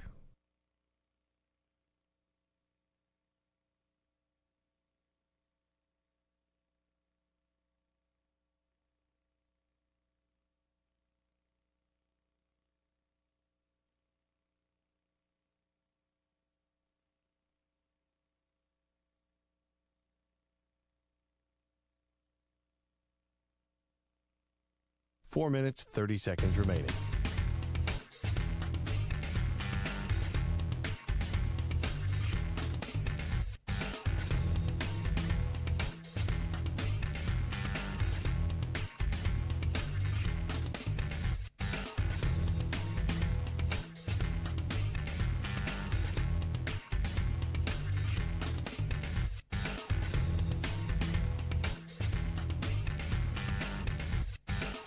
Four minutes remaining.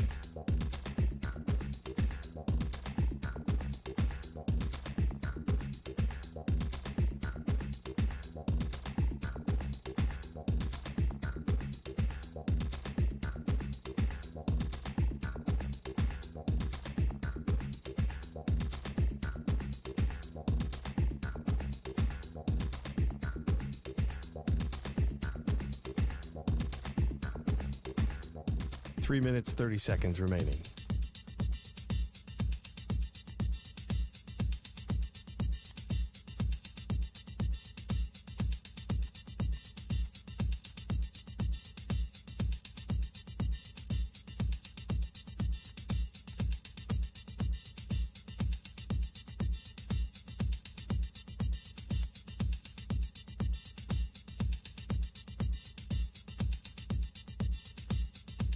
Three minutes remaining.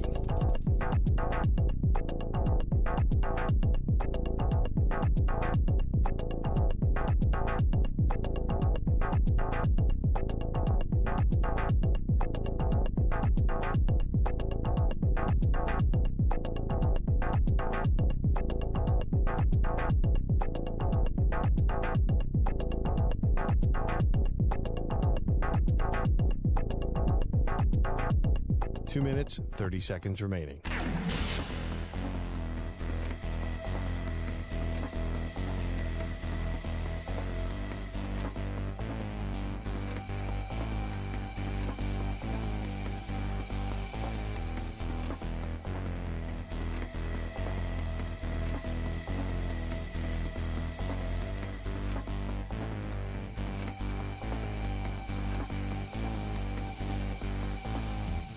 Two minutes remaining.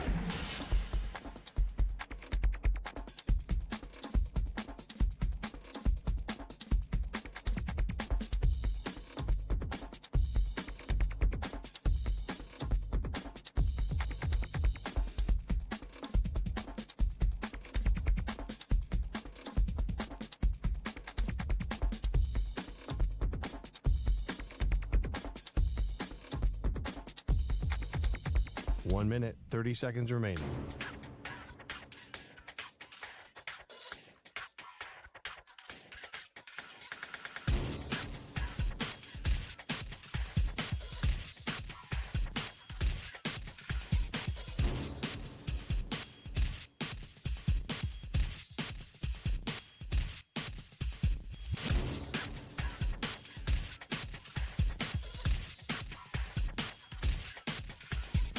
One minute remaining.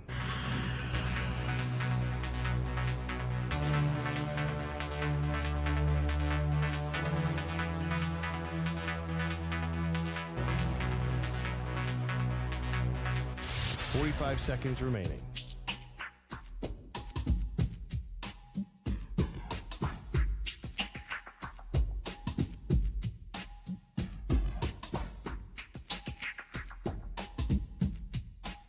Seconds remaining.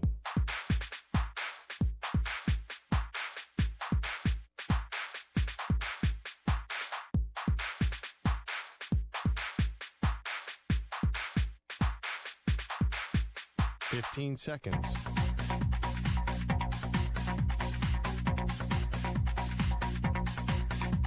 Break ends in 5 seconds.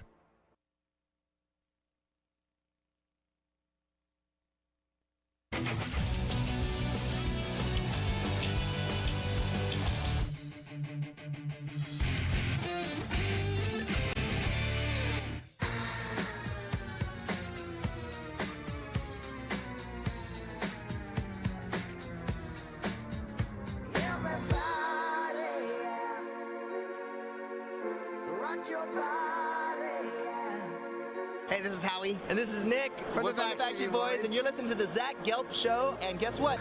Zach is back. All right. He's live. He's nationwide. This is the Zach Gelb Show. Oh, my God, we're back Alrighty, I want to take a little look back here. It is the Zach Gelb Show on the Infinity Sports Network. This was after the final game of the Dolphins season, which wrapped up the 2024 season. This is Tyreek Hill, where he made it clear that he wanted out of Miami. I just got to do what's best for me and my family, dog. If that's here, or if that's wherever the case may be, man, I'm finna open that door for myself, dog. As I'm opening the door, like I'm out, bro. You know, so it was great playing here, but you know, at the end of the day, bro, I got to do what's best for, you know, for my career and, you know, what's best. Because I'm too much of a competitor to be, you know, just out there. Mean you thinking about leaving here? If it is, hey, yeah. So that's a captain, by the way. The fact that Tyreek Hill is a captain in the first place with his past is an absolute disgrace to anyone else that's been a captain in the NFL. I don't know if the Dolphins have named their captains yet once again for this season, but if he's on there, then Chris Greer and Mike McDaniel have zero balls. Okay? I'm just going to say that as straightforward as I can. I know that Tyreek Hill did go on to walk everything back, even though the toothpaste was already out of the tube, and do a mea culpa tour on Radio Row. But Tua has added more to this. So there's a reason why I'm playing this from July 23rd once again today. Here was Tua Tagovailoa at Dolphins training camp talking about his relationship with Tyreek Hill. I'm not the only one that heard that. You guys aren't the only people that heard that. You know, a lot of people that follow football, that follow the Miami Dolphins, that follow Tyreek, that are fans of his. You know, everyone has seen that. So when you say something like that, you don't just come back from that with, hey, my bad. You know, you got to work that relationship up. You got to build everything up again, and it's still a work in progress. Not just for me, but for everybody. You know, like I said, he's working on himself. He's working on the things that he says he wants to get better with and do better on. So that's the first step to me, and so I commend him for doing that. So it ends on a nice note. It's a work in progress. That's not just a my bad. But then he ends up saying, you know, I commend him for at least taking the right proper steps. So the reason why I set it up that way is over the weekend when the Dolphins are playing in a preseason game, he's doing one of those interviews on the sideline that they do, like how we play the Dylan Gabriel sound. For some reason, no sound exists to this. But I talked to my people in Miami. Alejandro Solano works for WQAM, you know, where football, right, is always on. Miami Dolphins, right? WQAM. He was talking Dolphins. And he said that this quote that I'm going to read to you was actually said on the broadcast. For some reason, though, like if this happened with the Jets or the Giants, it'd be everywhere. This happened with the Cowboys, it'd be everywhere. The Dolphins, they've been dysfunctional.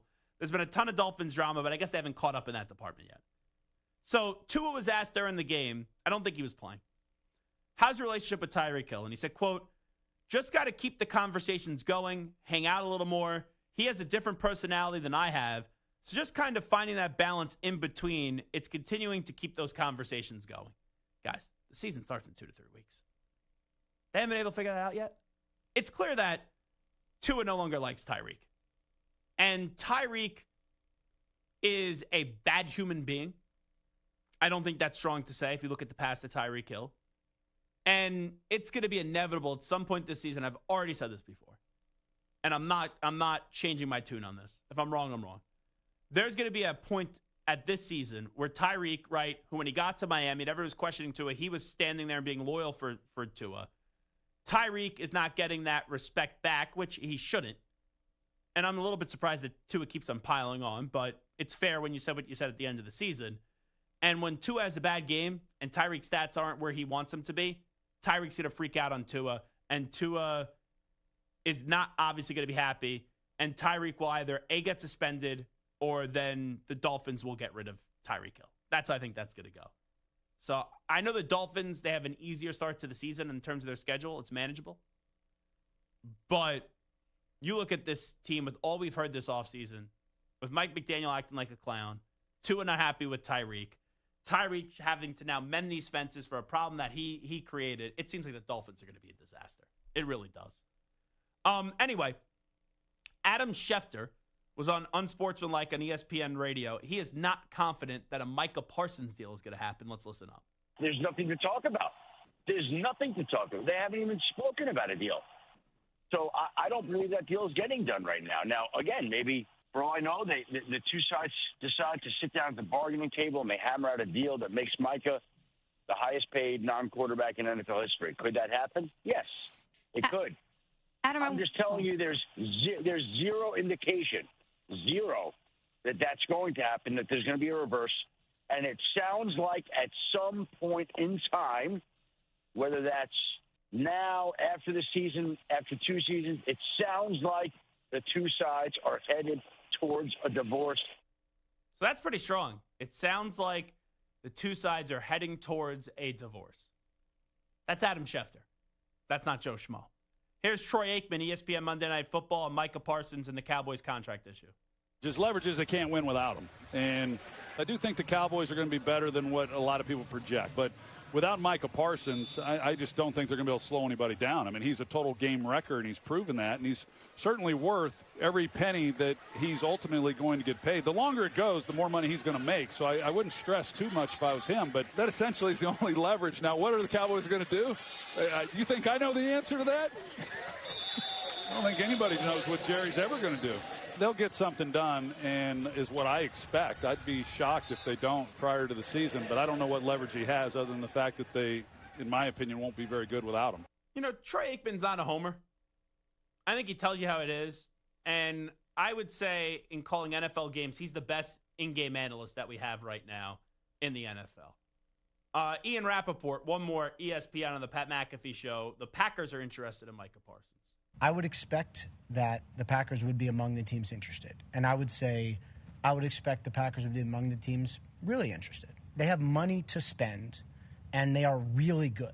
And so, that's the kind of team that I would say if Micah was going to be traded that he'd be going to, because it's we need one final piece. This guy is an absolute dog. He's worth all the money, so pay him all the money. Mm-hmm. I mean, God only knows what Mulugeta would make that contract. It'd be all of it. Mm-hmm. But it'd be worth it because you'd get Micah Parsons. I 100% agree. And I said when all this stuff started to go down and Micah Parsons requested the trade, if I'm Green Bay, I'm doing whatever it takes to get Micah Parsons because that could give you enough to get over the hump and go from being just a good team to being a great team. And I guess we have nothing new on Trey Hendrickson and Terry McLaurin because for Terry McLaurin, he wants more money than what the Commanders are going to give him. I don't think the Cortland Sutton deal helped him. And then when you look at Trey Hendrickson, they agree on the per-year salary, but the Bengals are being cheap, they're being stubborn, and they don't want to give him any more guaranteed money after the first year. So at this rate, I have no clue what Terry McLaurin and Trey Hendrickson are going to wind up. I would say one of them gets traded, but from now until the start of the season, do they find a new contract? At this point, I think you got to be foolish to expect that to happen. We've been talking about this all offseason. All right, that will do it for the Zach Gelb Show on the Infinity Sports Network on this Tuesday. Big thanks to each and every one of you for tuning on in. Big thanks to Stu. Big thanks to Samter. Big thanks to Marco. And also big thanks to Wes Wilson for joining us, Shane Beamer, and also the Pro Football Hall of Famer in Dwight Freeney. We'll be back tomorrow at 3 p.m. Eastern, noon Pacific time. I'm Zach Gelb. We out. Bye-bye. Peace.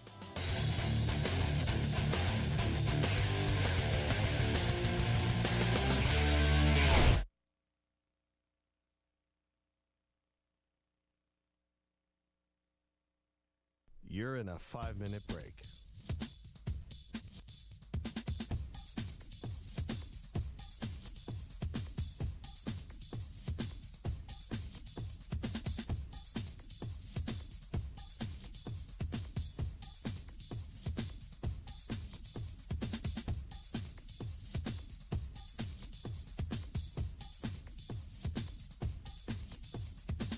Four minutes, 30 seconds remaining.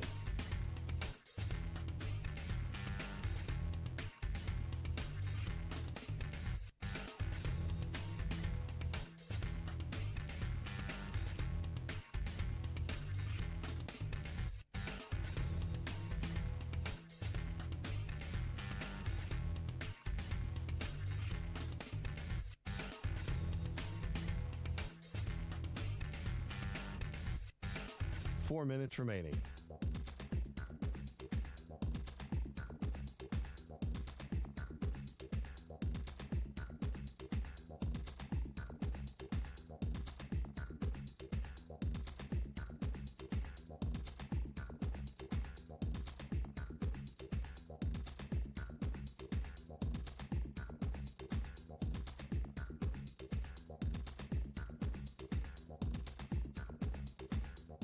Three minutes, 30 seconds remaining.